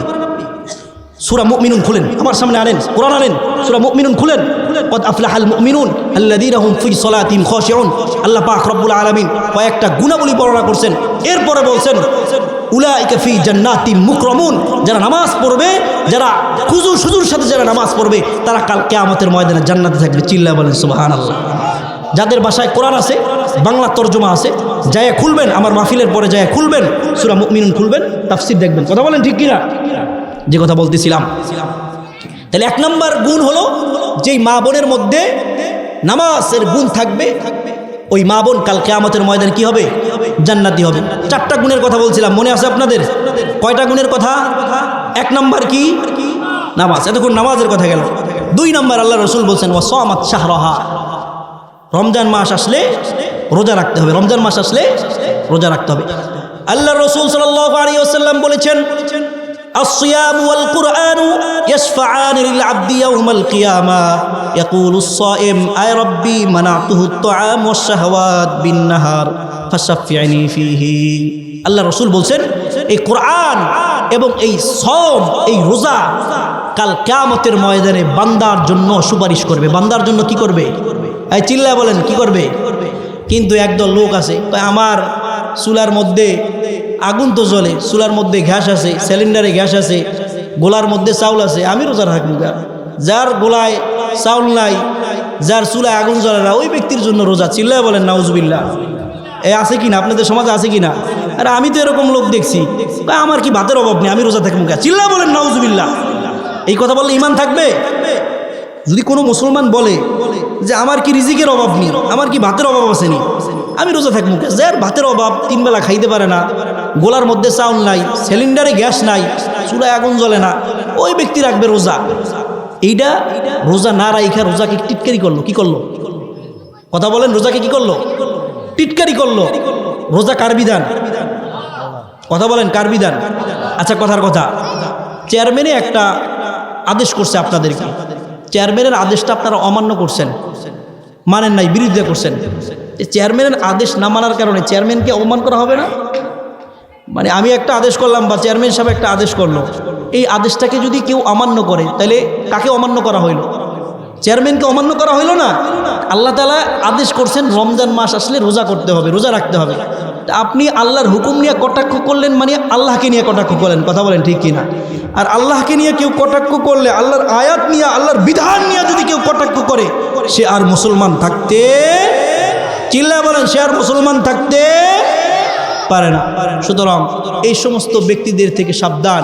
এরা সমাজের নামধারী মুসলমান, খাতা কলমে মুসলমান, এনআইডি কার্ডে মুসলমান, মূলত এদের কি না? ঈমান না। এই জন্য আল্লাহ রসুল বলছেন ইউসবিহু মুমিনা ওয়া ইউমসি কাফিরা ওয়া ইউমসি কাফিরা ওয়া ইউসবিহু মুমিনা। ও উম্মত, শেষ জামানায় এমন একটা সময় আসবে যেই সময়ে সকালবেলা মানুষ কাফের থাকবে, সন্ধ্যাবেলা সকালবেলা মানুষ মুমিন থাকবে, সন্ধ্যাবেলা কাফের হয়ে যাবে। আবার সন্ধ্যাবেলা মুমিন থাকবে, সকালবেলা কাফের হয়ে যাবে। কারণ এমন এমন কথা বলবে যেই কথার দ্বারা তার ঈমান নষ্ট হয়ে যাবে। কথা বলেন ঠিক কিনা? এজন্য মা বোনদেরকে বলবো, রমজান মাস আসলে রোজা রাখতে হবে। আল্লাহ রাসূল সাল্লাল্লাহু আলাইহি ওয়াসাল্লাম বলেছেন মান সামা ঈমানাও ওয়া ইহতিসাবা গুফিরা লাহু মা তাকদ্দামা মিন যামবিহি ওয়া মা তাআখার। যেই ব্যক্তি রমজান মাসের রোজা রাখবে, আল্লাহর হাবিব সাল্লাল্লাহু আলাইহি ওয়াসাল্লাম বলেছেন ওই ব্যক্তির পূর্বের সমস্ত গুনাহ আল্লাহ পাক রব্বুল আলামিন মাফ করে দিবেন। চিল্লায়া বলেন সুবহানাল্লাহ। এবং আল্লাহর হাবিব বলেছেন কাল কিয়ামতের ময়দানে এই রোজা রোজাদারের জন্য সুপারিশ করবে, আল্লাহর কাছে বলবে, আল্লাহ, দিনে আর অনেক পিপাসা লেগেছে, অনেক ক্ষুধা লেগেছে, কিন্তু আপনার সন্তুষ্টর জন্য এই ব্যক্তি পানাহার থেকে বিরত থেকেছে। এই ব্যক্তি লুকায়া লুকায়া ইচ্ছা করলে খাইতে পারতো, দুনিয়ার কোনো মানুষ দেখতো না। এই ব্যক্তি লুকায়া লুকায়া ইচ্ছা করলে পানি পান করতে পারতো, দুনিয়ার কোনো মানুষ দেখতো না। কিন্তু এই ব্যক্তি সমস্ত পানাহার থেকে মুক্ত রেখেছে। আল্লাহ আপনাকে সম্মান করে, আপনার হুকুম পালন করে, মানাতুহুত তাআম, আল্লাহ আমি তাকে খাবার থেকে বাধা দিয়েছি, ওয়াশশাহওয়াত, নতুন বিবাহ করেছে, শরীরের মধ্যে উত্তেজনাও ছিল, স্ত্রীও কাছে ছিল, স্ত্রীকে বলবে স্বামীও কাছে ছিল, দুজনে একসাথে ছিল, কিন্তু রোজা রাখার কারণে শারীরিক সম্পর্ক থেকে দূরে থেকেছে, শারীরিক সম্পর্কে লিপ্ত হয় নাই। গোপনে যদি করতো দুনিয়ার কোনো মানুষ দেখতো না, কিন্তু আল্লাহ আপনাকে ভয় করেছে, আপনাকে ভয় করেছে। সুতরাং এই ব্যক্তিকে আপনার জান্নাত দিতে হবে, জান্নাত দিতে হবে। আল্লাহ পাক রব্বুল আলামিন এই রোজার সুপারিশ কবুল করে বলবেন, যাও যাও তোমাকে জান্নাত দিয়ে দিলাম। চিল্লা বলেন সুবহানাল্লাহ। তাহলে 2 নাম্বার হলো রোজা। রোজা রাখবো ইনশাল্লাহ। নারী পুরুষ বালেগ, নারী পুরুষ সকলের উপর কি রোজা আবশ্যক, সকলের উপর কি রোজা আবশ্যক। রাখতে রাজি আছি ইনশাল্লাহ। আল্লাহ তাআলা কবুল করেন সকলকে। 3 নাম্বার বলেছিলাম, আল্লাহ রাসূল সাল্লাল্লাহু আলাইহি ওয়াসাল্লাম বলেছেন, ওয়া হাফাযাত ফারজাহা, ওয়া হাফিযাত ফারজাহা, লজ্জাস্থানের হেফাজত করা, লজ্জাস্থানের হেফাজত করা। কোনো মা বোন যদি এই 4টা আমল করে, কি বলছিলাম, কি হাদিসের ব্যাখ্যা চলতেছে, 4টা হাদিসের কথা, যে 4টা গুণ যদি কোনো মা বোনের মধ্যে থাকে তাহলে সে জান্নাতে যাবে। 3 নাম্বারটা হলো লজ্জাস্থানের হেফাজত করা। কিসের হেফাজত করা? চিল্লায় বলেন, কিসের হেফাজত করা? লজ্জাস্থানের হেফাজত করা।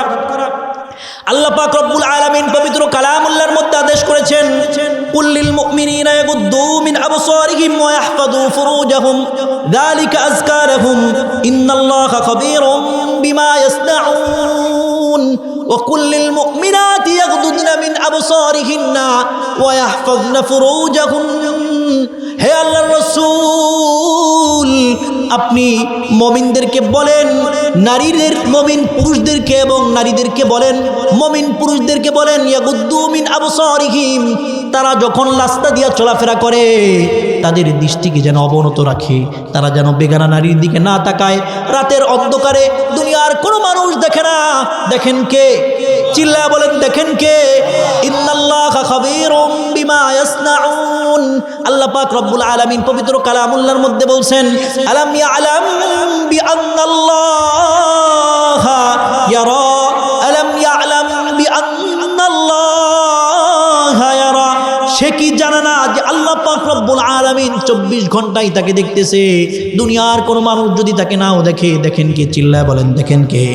পাশের রুমে আপনি দরজা জানলা বন্ধ করে গুনায় লিপ্ত হয়ে গেছেন, অশ্লীল সিনেমা দেখতেছেন, আপনি অশ্লীল নাটক দেখতেছেন, অশ্লীল ছবি দেখতেছেন, অশ্লীল পর্নো ভিডিও দেখতেছেন, দুনিয়ার কেউ দেখে না, দেখে কে? চিল্লায় বলেন, দেখেন কে? আল্লাহ দেখেন। এই জন্য আল্লাহর হাবিবকে আল্লাহ তাআলা বলছেন, আপনি বলেন, ইয়াগুদ্দু মিন আবসারিহিম, তারা যেন চোখকে অবনত রাখে, তারা যেন চোখের আমানত রক্ষা করে। কারণ এই হাত আল্লাহর দেওয়া আমানত, এই চোখ আল্লাহর দেওয়া আমানত, এই মেধা মস্তিষ্ক, এই শরীর, গোটা শরীরটা কার দেওয়া আমানত? চিল্লায় বলেন, কার দেওয়া আমানত? আল্লাহর দেওয়া আমানত।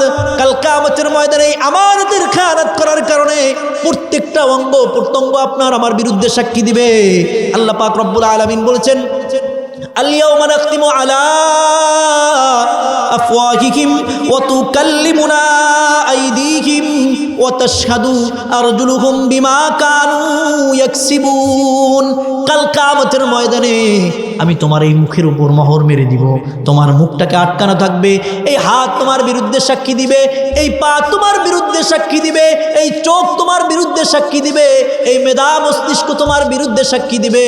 প্রত্যেকটা জিনিস আমি আল্লাহ পাক রব্বুল আলামিন সব কিছু, আল্লাহ পাক রব্বুল আলামিন ভিডিও ফুটেজের মাধ্যমে সব কিছু সংরক্ষণ করে রেখেছেন, সব কিছু সংরক্ষণ করে রেখেছেন। এই জন্য বাবারে, আমানতের খেয়ানত করা যাবে না, আমানতের খেয়ানত করা যাবে না। আল্লাহ পাক রব্বুল আলামিন বলছেন, ওয়া আলজামনাহু তাইরাহু ফি উনুকি। কাল কিয়ামতের ময়দানে আপনার এই গলার মধ্যে আপনার আমলনামাকে আল্লাহ পাক রব্বুল আলামিন ঝুলায়া দিবেন, আল্লাহ পাক রব্বুল আলামিন ঝুলায়া দিবেন। এই জন্য যে আয়াত পড়ছিলাম, আল্লাহ পাক রব্বুল আলামিন বলছেন যে তোমরা লজ্জাস্থানকে হেফাজত করো, যালিকা আযকা লাকুম। তোমরা যদি তোমাদের দৃষ্টিকে অবনত রাখতে পারো, লজ্জাস্থানকে যদি হেফাজত করতে পারো, যালিকা আযকা লাকুম, এটা তোমাদের জন্য অধিক পবিত্রতার কারণ হবে, অধিক পবিত্রতার কারণ হবে। আল্লাহর রাসূল সাল্লাল্লাহু আলাইহি ওয়াসাল্লাম আবার আল্লাহর হুকুমে মা বোনদেরকেও বলেছেন, ওয়া কুল্লিল মুমিনাত, ওয়া কুল্লিল মুমিনাত, আপনি মুমিন নারীদেরকে বলেন, ইয়াগদুদনা মিন আবসারিহিন্না, তারা যেন তাদের দৃষ্টিকে অবনত রাখে। এই হুকুম শুধুমাত্র পর্দার হুকুম শুধুমাত্র মহিলাদের জন্য না, পর্দার হুকুম শুধুমাত্র নারীদের জন্য না, শুধুমাত্র পুরুষের জন্য না, নারী পুরুষ উভয়ের জন্য পর্দার হুকুম। ওয়াহফাযনা ফুরুজাহুন্না, এবং প্রত্যেকটা মা বোন যেন নিজের লজ্জাস্থানকে যেন হেফাজত করে, নিজের লজ্জাস্থানকে যেন হেফাজত করে। আল্লাহ রাসূল সাল্লাল্লাহু আলাইহি ওয়াসাল্লাম হাদিসের মধ্যে বলছেন, ইয়া মা'শারা কুরাইশ, হে কুরাইশের যুবকরা, যুবক ভাইরা খেয়াল করে শোনেন, আল্লাহর রাসূল বলেছেন, হে কুরাইশের যুবক, ইহফাযু ফুরুজাকুম, তোমরা তোমাদের লজ্জাস্থানকে হেফাজত করো, লা তাজনু, তোমরা জিনা করিও না। আল্লাহ পাক রব্বুল আলামিন নারী পুরুষ উভয়কে লক্ষ্য করে বলছেন, ওয়ালা তাকরাবুজ জিনা, তোমরা জিনার ধারের কাছেও যেও না, জিনার ধারের কাছেও যেও না। জিনা করতে তো নিষেধ করছেন, জিনার ধারের কাছে যাইতে নিষেধ করছেন, অর্থাৎ অশ্লীল সিনেমা, গান, বাদ্য, যে সমস্ত জিনিস দেখলে মানুষের হৃদয়ের মধ্যে জিনার প্রতি আগ্রহ সৃষ্টি হতে পারে, ওই সমস্ত জিনিস করতে আল্লাহর রাসূল নিষেধ করেছেন। আলা মান হাফিযা ফারজাহু ফালাহুল জান্নাহ, আলা, হে কুরাইশের যুবকরা শুনে রাখো, হে দশত্তর মধ্যপাড়ার যুবকরা শুনে রাখো, ও পর্দার অন্তর আলারে অবস্থানরতা শ্রদ্ধা মা ও বোনেরা শুনে রাখো, আল্লাহর রাসূল বলেছেন, আলা মান হাফিযা ফারজাহু, যেই ব্যক্তি নিজের লজ্জাস্থানকে হেফাজত করবা, যেই ব্যক্তি নিজের লজ্জাস্থানকে হেফাজত করবা, ফালাহুল জান্নাহ, কাল কিয়ামতের ময়দানে ওই ব্যক্তিকে আমি জান্নাত দান করব। চিল্লা বলেন সুবহানাল্লাহ। লজ্জাস্থান হেফাজত করলে দুনিয়ার মধ্যেই তার প্রতিদান পাওয়া যায়। কিতাবের মধ্যে ঘটনা আসছে, কিতাবের মধ্যে ঘটনা আসছে, একজন যুবক, ওই যুবক এলাকার মধ্যে প্রভাবশালী ব্যক্তির সন্তান, ওই যুবক একটা মেয়েকে পছন্দ করে। ওই মেয়ে ছিল খুব পরহেজগার একটা মেয়ে ছিল, ওই মেয়ে ৫ ওয়াক্ত নামাজ আদায় করত, ওই মেয়ে খোদাভীরু ছিল, পর্দা পশিদা অনুযায়ী চলতো, নিজেকে সবসময় আবৃত রাখতো। কিন্তু কোনো একদিন ওই প্রভাবশালী ব্যক্তির ছেলে যুবক ওই মহিলাকে দেখে ফেলার পরে তার প্রতি আকৃষ্ট হয়ে যায়, তার সাথে প্রেমের ভাব জমাইতে চায়। কিন্তু ওই মেয়ে ভয় করে কাকে? চিল্লায় বলেন কাকে? আল্লাহকে ভয় করে। ওই মেয়ে ওই যুবকের সাথে প্রেমের সম্পর্কে জড়ায় না। ওই যুবক ওই যুবতী ওই যুবকের সাথে প্রেমের সম্পর্কে জড়ায় না, বরং তাকে এড়িয়ে চলার চেষ্টা করে। ওই যুবক এবার মেয়েকে ফুসলাইতে না পেরে ছেলের বাবার মাধ্যমে মেয়ের বাসায় প্রস্তাব পাঠাইছে, বিয়ার প্রস্তাব পাঠাইছে। মেয়ের বাবার কাছে যখন বিবাহের প্রস্তাব গিয়েছে, মেয়ের বাবা মেয়ের কাছে যখন বলছে, মেয়ে বলছে ওই মদখোর ছেলের কাছে আমি যেতে রাজি না, ওই মদখোর ছেলের সাথে আমি বৈবাহিক সম্পর্কে আবদ্ধ হতে রাজি নাই। না না বাবা, আপনি পরহেজগার কোনো পাত্র দেখেন, তার যত সম্পত্তি থাক, না না, আমি তার সাথে বিবাহ বন্ধনে আবদ্ধ হব না। যখন ছেলের বাবাকে যখন ফিরায়া দিছে, এই সংবাদ যখন ছেলের কাছে গিয়েছে, ওই ছেলের মধ্যে দাম্ভিকতা আরো বেড়ে গেছে। ওই ছেলে আরো হিট পাইছে, আরো কষ্ট পাইছে। ছেলের মধ্যে আরো ওই মেয়ের প্রতি একটা হিংসা জন্ম নিয়েছে যে তোকে আমি দেখে ছাড়বো, ঘটনা করবে। ওই মেয়ের বিবাহ হয়ে গেছে। ওই মেয়ের বিবাহ হওয়ার পরে একে একে 3টা সন্তান হয়েছে। 3টা সন্তান হওয়ার পরে ঘটনাক্রমে ওই মেয়ের স্বামী মারা গিয়েছে। স্বামী মারা যাওয়ার পরে কিছুদিন পরে এলাকার মধ্যে দুর্ভিক্ষ দেখা দিয়েছে। এলাকার মধ্যে কিছুদিন পরে দুর্ভিক্ষ দেখা দিয়েছে। দুর্ভিক্ষের কারণে এলাকার বিভিন্ন মানুষের রিজিকের মধ্যে অভাব অনটন দেখা দিয়েছে।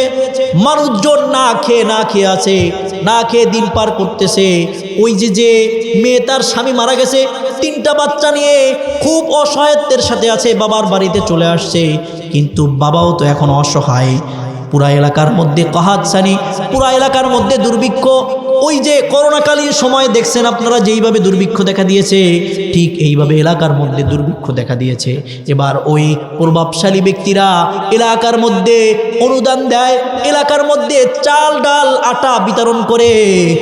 এবার ওই যুবকও বিভিন্ন জায়গায়, প্রভাবশালীর ছেলে হওয়ার কারণে যুবকও বিভিন্ন জায়গায় গিয়ে চাল ডাল বিতরণ করে। ওই যুবতী মহিলা ওই যে যাকে পছন্দ হয়েছিল সে এখন না পেয়ে আবার হাত পাতা শুরু করছে। দুর্ভিক্ষের মধ্যে সন্তানগুলো না খেয়ে আছে, সন্তানগুলো মার কাছে আবদার করে, মা খাবারের ব্যবস্থা করো। মা এবার ওই যে ত্রাণ দিতেছে ওর মধ্যে সিরিয়াল ধরেছে। সিরিয়াল ধরার পরে যুবক যখন ত্রাণ দিচ্ছে কোনো একটা ফাঁকে ওই মেয়েকে দেখে যুবক চিনে ফেলছে যে এ তো ওই মহিলা, যেই মহিলাকে আমি প্রেমের প্রস্তাব দিয়েছিলাম কিন্তু রাজি হয় নাই, বিবাহের প্রস্তাব দিয়েছিলাম রাজি হয় নাই, কিন্তু আজকে সে তো আমার দরজায় খাবারের জন্য উপস্থিত হয়েছে। আজকে সে দুর্ভিক্ষের মধ্যে পড়েছে, সে আজকে আমার বাসার সামনে উপস্থিত হয়েছে। এখন যদি তাকে খারাপ প্রস্তাব দেই হয়তো খাবারের জন্য সে আমার খারাপ প্রস্তাবে রাজি হবে। আমাকে যে গ্রহণ করে নাই, অ্যাভয়েড করেছে, তার প্রতিশোধ আমি এখন তুলব। এবার ওই মা যখন তার সিরিয়াল আসছে এবার ওই যুবক বলছে, এই মেয়ে তুমি কি আমাকে চিনতে পারছো? মেয়ে বলতেছে, হ্যাঁ তোমাকে আমি চিনতে পারছি, তুমি অমুক বছর আরো কয়েক বছর আগে আমার বিবাহের পূর্বে আমাকে প্রেমের প্রস্তাব দিয়েছিলা, কিন্তু তোমার প্রেমের প্রস্তাবে আমি রাজি হই নাই, এবং তুমি আমার বাসায় বিবাহের প্রস্তাব পাঠিয়েছিলে, তাতেও আমার বাবা রাজি হয় না, আমি রাজি হই নাই, তুমি তো ওই ছেলে। এবার ওই যুবক বলতেছে, হ্যাঁ আমি ওই ছেলে, তাহলে তো তুমি সুন্দরভাবেই চিনতে পেরেছো, তবে আজকে আমি তোমাকে খাবার দিতে পারি, শর্ত হলো আমার আশা পূরণ করতে হবে, আমার সাথে এক বিছানায় তোমার শুতে হবে, তাহলে আমি তোমার আশা পূরণ করতে পারি, এছাড়া তোমাকে আমি খাবার দিব না। এবার ওই মেয়ে বলতেছে, না না এই কাজ আমি কখনো করতে পারবো না, এটা আমার পক্ষে সম্ভব না,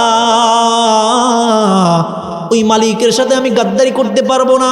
যেই মালিক সদা সর্বদা আমাদের রিজিকের ব্যবস্থা করে, যেই মালিক তোমার রিজিকের ব্যবস্থা করেছে, ওই মালিকের রিজিক পাওয়ার জন্য আমি অপেক্ষা করব, কিন্তু তোমার হাতে রিজিক নেওয়ার জন্য আমি তোমার বিছানায় যেতে রাজি না, তোমার বিছানায় যেতে রাজি না।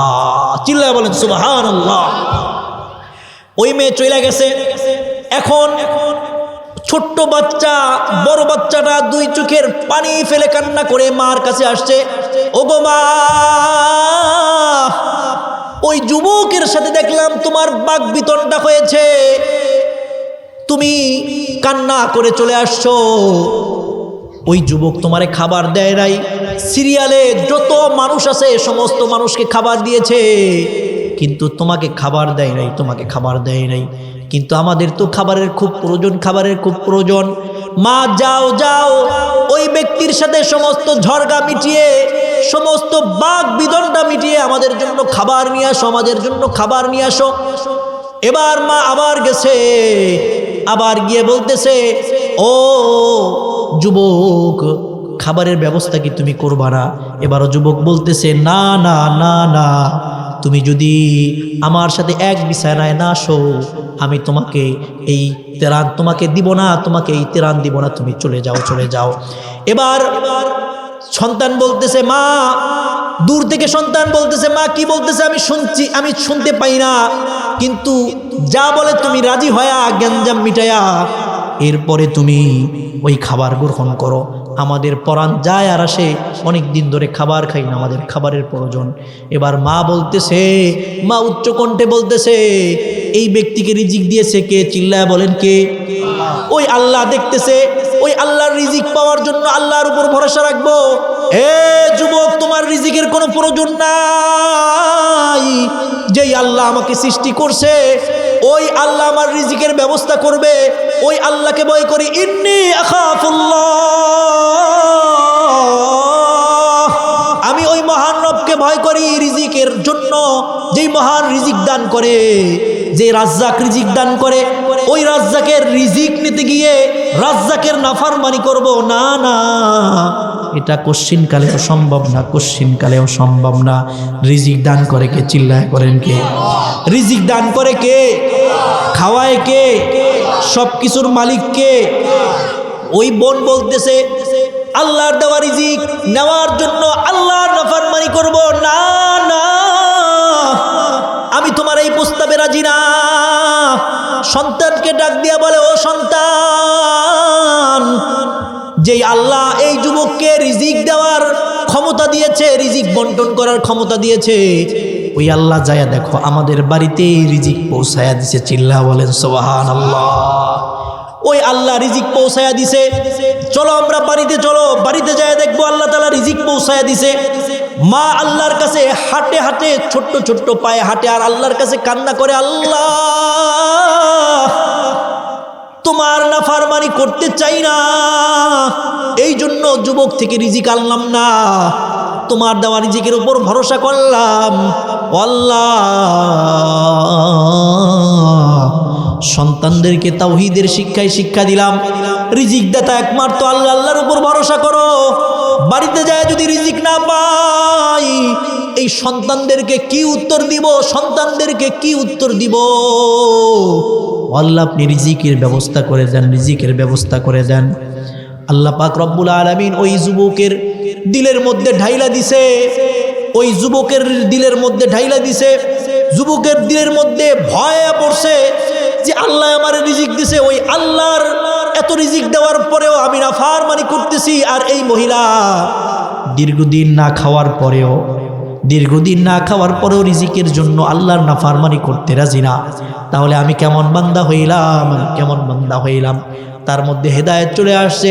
সে ওই মহিলা পৌঁছার আগেই ছেলেদেরকে দিয়ে, তার কর্মচারীদেরকে দিয়ে রিজিক পৌঁছায়া দিছে। সাথে সাথে ওই ব্যক্তিও গিয়েছে। দরজা যখন খুলছে, ওই মহিলা সন্তানদেরকে নিয়ে দেখে বাড়ির সামনের মধ্যে গম আর আটা ভরপুর। চিল্লা বলেন সুবহানাল্লাহ। ওই মহিলা মহান রবের কাছে দুই হাত তুলে দোয়া করে, আল্লাহ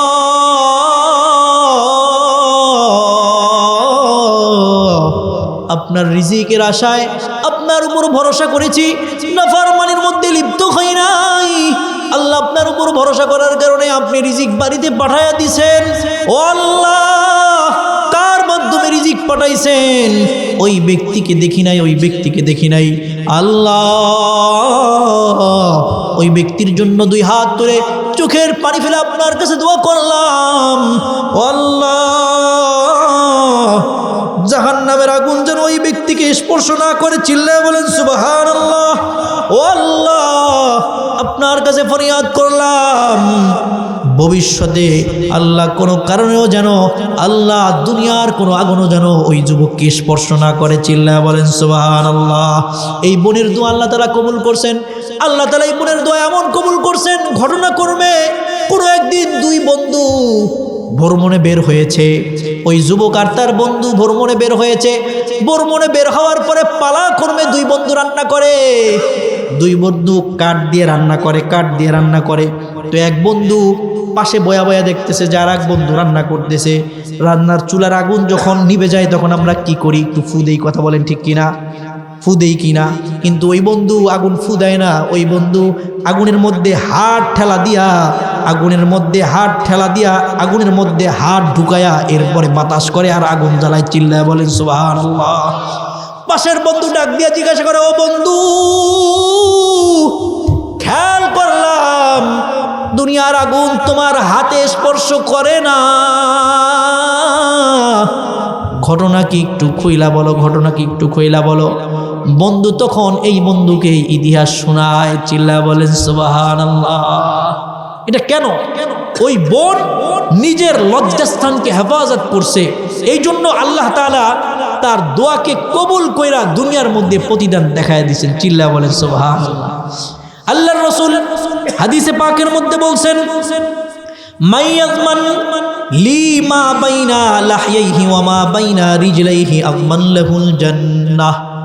ও দুনিয়ার মানুষ, তোমরা যদি নারী হও পুরুষ হও, কেউ যদি আমার কাছে দুইটা জিনিসের আমানত দিতে পারো, আমি আল্লাহর রাসূল সাল্লাল্লাহু আলাইহি ওয়াসাল্লাম তার জান্নাতের জিম্মাদারি নিয়ে যাব। চিল্লায়া বলেন সুবহানাল্লাহ। দুইটা জিনিসের আমানত দিলে জান্নাতের জিম্মাদারি কে নেবেন? আল্লাহর রাসূল জান্নাতের জিম্মাদারি নিয়ে নেবেন।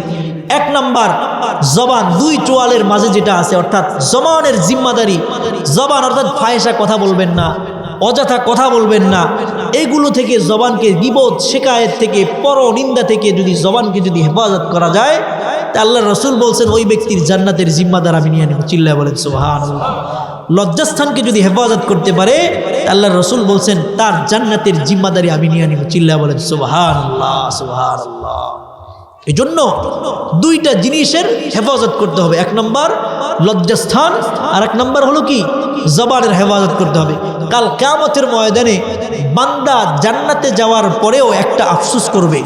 সেই আফসোসটা কি? জান্নাতে যাওয়ার পরেও আফসোস করবে। সেই আফসোসটা হলো দুনিয়ার মধ্যে যেই সময়টা সে অনর্থক কাটিয়েছে, ওই সময়টা সম্পর্কে সে আফসোস করবে যে হায়, দুনিয়ার মধ্যে ওই সময়টা অনর্থক না কাটিয়ে যদি সুবহানাল্লাহ আলহামদুলিল্লাহ বলতাম, তাহলে আমার জান্নাতটা আরো সুন্দর হইতো। এই জন্য অনর্থক কথাবার্তা যত তরক করবেন, আল্লাহ পাক রব্বুল আলামিনের তত নৈকট্যশীল বান্দা হওয়া যাবে। এরপর আল্লাহ রাসূল সাল্লাল্লাহু আলাইহি ওয়াসাল্লাম পবিত্র কালামুল্লাহর মধ্যে আল্লাহ পাক রব্বুল আলামিন কয়েকটা গুণ বলেছেন। এই কয়েকটা গুণ যাদের মধ্যে থাকবে, আল্লাহ পাক রব্বুল আলামিন তাদের জন্য জান্নাত প্রস্তুত করে রেখেছেন। চিল্লায়া বলেন সুবহানাল্লাহ। আল্লাহ পাক রব্বুল আলামিন বলেছেন, ইন্নাল মুসলিমিনা ওয়াল মুসলিমাতি ওয়াল মুমিনিনা ওয়াল মুমিনাতি ওয়াল কানিতিনা ওয়াল কানিতাতি ওয়াস সাদিকিনা ওয়াস সাদিকাতি ওয়াস সাবিরিনা ওয়াস সাবিরাত ওয়াল খাশিঈনা ওয়াল খাশিআতি ওয়াল মুতাসাদ্দিকিনা ওয়াল মুতাসাদ্দিকাত ওয়াল মুতাসাদ্দিকিনা ওয়াল মুতাসাদ্দিকাতি ওয়াল হাফিযিনা ফুরুজাহুম ওয়াল হাফিযাত والذاكرين الله كثيرا والذاكرات أعد الله لهم مغفرة وأجرا عظيما চিল্লায়া বলেন আল্লাহু আকবার। আল্লাহ পাক রব্বুল আলামিন বলেছেন, ইন্নাল মুসলিমিনা ওয়াল মুসলিমাত, যারা মুসলমান হবে অর্থাৎ যারা আত্মসমর্পণকারী হবে। মুসলমান শব্দের অর্থ কি? চিল্লায়া বলেন। আত্মসমর্পণ করা কি অর্থ? এ বাবা কি অর্থ আত্মসমর্পণ করা? যারা আত্মসমর্পণকারী হবে অর্থাৎ কোরআনের সমস্ত হুকুম আহকামের সামনে, আল্লাহর রাসূলের প্রত্যেকটা কথাবার্তার সামনে যারা নিজেকে আত্মসমর্পণ করবে, আত্মসমর্পণকারী যারা হবে। ওয়াল মুমিনিনা ওয়াল মুমিনাত, যারা মুমিন হবে, যারা ঈমানের গুণে গুণান্বিত হবে। ইন্নাল মুসলিমিনা ওয়াল মুসলিমাতি ওয়াল মুমিনিনা ওয়াল মুমিনাত ওয়াল কানিতিনা ওয়াল কানিতাত, এবং যারা আনুগত্যশীল হবে অর্থাৎ যারা আল্লাহ এবং তার রাসূলকে আনুগত্য করবে। ওয়াল কানিতিনা ওয়াল কানিতাতি ওয়াস সাদিকিনা ওয়াস সাদিকাত, এবং যারা সত্যবাদীর গুণে গুণান্বিত হবে। ওয়াল খাশিঈনা ওয়াল খাশিআত, এবং নারী পুরুষ যারা মহান রবকে ভয় করবে, মহান রবকে ভয় করবে।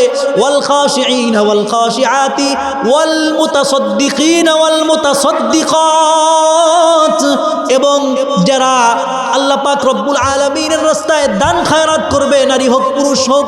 ওয়াল হাফিযিনা ফুরুজাহুম ওয়াল হাফিযাত, এবং যারা নিজের লজ্জাস্থানকে হেফাজত করবে, নারী হোক অথবা পুরুষ হোক, নিজের লজ্জাস্থানকে হেফাজত করবে।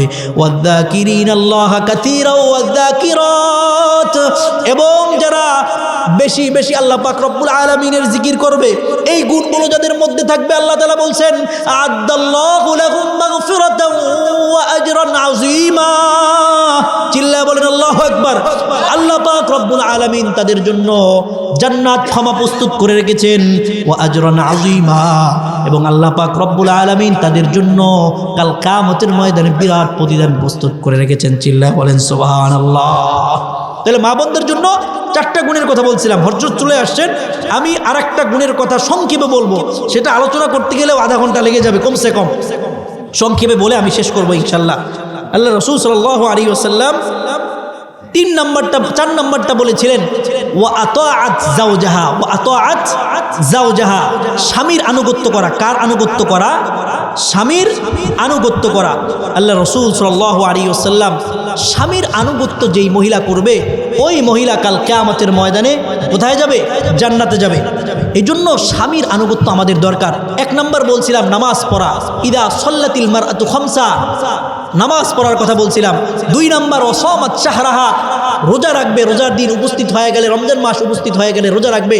ওয়া হাফিজাত ফারজাহা, 3 নম্বর বলছিলাম নিজের লজ্জাস্থানকে হেফাজত করবে। 4 নম্বর ও আতাআত যাওজাহা, নিজের স্বামীর আনুগত্য করবে। আল্লাহ রাসূল বলছেন উদখুলিল জান্নাতা কিলা লাহা উদখুলিল জান্নাতা মিন আইয়ি আবওয়াবিল জান্নাহ, ওই বোনকে বলা হবে, ওই মাকে বলা হবে জান্নাতের যেই দরজা দিয়ে হোক ওই দরজা দিয়ে প্রবেশ করো। চিল্লায়া বলেন সুবহানাল্লাহ। কিন্তু আজকে আমাদের মা বোনরা স্বামীর ওরকম আনুগত্য করে না। চিল্লায়া বলেন ঠিক কি না? স্বামীর নাফরমানি করে, অর্থাৎ স্বামী যেটা বলে ওটার উল্টাটা করে। অথচ হাদিসের মধ্যে আসে আল্লাহ রাসূল সাল্লাল্লাহু আলাইহি ওয়াসাল্লাম বলছেন যে দুইজন ব্যক্তি আছে, এই দুইজন ব্যক্তির নামাজ ইবাদত তার মাথার উপরে ওঠে না। দুইজন ব্যক্তির নামাজ ইবাদত তার মাথার উপরে ওঠে না, অর্থাৎ আসমান পর্যন্ত আল্লাহর কাছে যায় না। ইসনানে লা তুজাউযু সালাতুহুমা রুউসাহুমা, দুইজন ব্যক্তি আছে, এই দুইজন ব্যক্তির সালাত নামাজ ইবাদত তার মাথার উপরে ওঠে না। এক নাম্বার হলো আব্দুন আবিকুন মিন মাওয়ালিহি হাত্তা ইয়ারজিআ, যেই গোলাম নিজের মালিক থেকে পালায়া চলে যায়, ওই গোলাম নিজের মালিক থেকে পালায়া যাওয়ার পরে নিজের মালিকের কাছে আসার আগ পর্যন্ত যত ইবাদত করুক কোনো ইবাদত আল্লাহর কাছে গ্রহণ হয় না। যখন ওই মালিকের কাছে আবার স্বেচ্ছায় ফিরে আসে তখন তার ইবাদত গ্রহণ করা হয়। দুই নাম্বার ওয়ামরাআতুন আসাদ জাওজাহা হাত্তা তারজিআ, যেই মা, যেই বোন, যেই মেয়ে স্বামীর নাফরমানি করে ওই মা বোনের ইবাদতও আল্লাহর কাছে কবুল হয় না যতক্ষণ না পর্যন্ত স্বামী তার উপর সন্তুষ্ট হয়, যতক্ষণ না পর্যন্ত সে স্বামীর আনুগত্যশীল হয়, ততক্ষণ পর্যন্ত আল্লাহ পাক রব্বুল আলামিন তার কোনো ইবাদত, তার নামাজ তার মাথার উপরে ওঠে না। এই জন্য মা বোনদেরকে বলবো যে 5 ওয়াক্ত নামাজের পাশাপাশি স্বামীর আনুগত্য করতে হবে। জান্নাতি মহিলাদের গুণ আল্লাহ রাসূল বর্ণনা করছেন, নিসাউকুম মিন আহলিল জান্নাতি আল ওয়াদুদ আল আউদ আলা যাওজিহা, আল্লাহর রাসূল বলেছেন যে ওই সমস্ত মেয়েরা জান্নাতি হবে যারা স্বামীর প্রতি ওদুদ, মানে স্বামীর প্রতি প্রেমময়ী হয়, স্বামীর প্রতি তাদের আবেগ বেশি, স্বামীর প্রতি মোহাব্বত বেশি, স্বামীর প্রতি দরদ বেশি। এটা জান্নাতি মহিলাদের গুণ। চিল্লায়া বলেন সুবহানাল্লাহ, সুবহানাল্লাহ। আল্লাহ রাসূল বলেছেন যদি তার স্বামী যদি তার উপর রাগান্বিত হয় তাহলে স্বামীর কাছে আইসা হাত্তা তাদআ ইয়াদাহু ফি ইয়াদিহি, আল্লাহ রাসূল এইভাবে দেখাইছেন যে স্বামীর হাত এইভাবে ধরে, এইভাবে ধইরা এরপরে স্বামীকে বলে লা আযুকু গমদান হাত্তা তারদা, ওগো আদরের স্বামী, রাতের বেলা স্বামীর কাছে আইসা এইভাবে হাতের উপর হাত ধইরা এরপরে স্বামীকে বলে ওগো আদরের স্বামী, আপনি যতক্ষণ পর্যন্ত আমার উপর সন্তুষ্ট না হবেন লা আযুকু গমদা, আমি চক্ষু বন্ধ করব না, অর্থাৎ আমি ঘুমাবো না। চিল্লায়া বলেন সুবহানাল্লাহ। এটা কাদের গুণ? জান্নাতি মহিলাদের গুণ। কাদের গুণ? জান্নাতি মহিলাদের গুণ।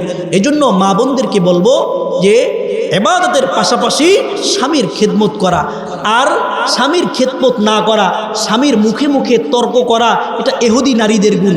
ইহুদি নারীদের 8টা বদগুণ আছে। এই 8টা বদগুণ যদি কোনো মেয়েদের মধ্যে থাকে কাল কিয়ামতের ময়দানে ইহুদি নারীদের সাথে জাহান্নামে যাবে। এর মধ্যে একটা হলো যে স্বামীর মুখে মুখে তর্ক করা, স্বামীর মুখে মুখে তর্ক করা। আর একটা বদগুণ হলো স্বামীর গায়ে হাত তোলা। চিল্লায়া বলেন নাউজুবিল্লাহ। আমাদের সমাজে এরকম মা বোনও আছে কি নাই? অনেকে বলবে না, কারণ এটা তো বলার কথা না যে হুজুর আমার বউ আমার গায়ে হাত দেয়, এটা বলার কথা, এটা বলবে না। কিন্তু অনেক মা বোন এরকম আছে স্বামীর গায়ে হাত তোলে। আল্লাহ পাক রব্বুল আলামিন এ সমস্ত বদ সিফাত থেকে আমাদেরকে হেফাজত করেন। চিল্লায়া বলেন আমিন। তো সুতরাং এই 4টা জিনিসের উপর আল্লাহ পাক রব্বুল আলামিন আমাদের সকলকে আমল করার তৌফিক দান করুক। আমিন। ওয়া আখিরি দাওয়ানা আলহামদুলিল্লাহি রব্বিল আলামিন। আপনারা কেউ উঠবেন না।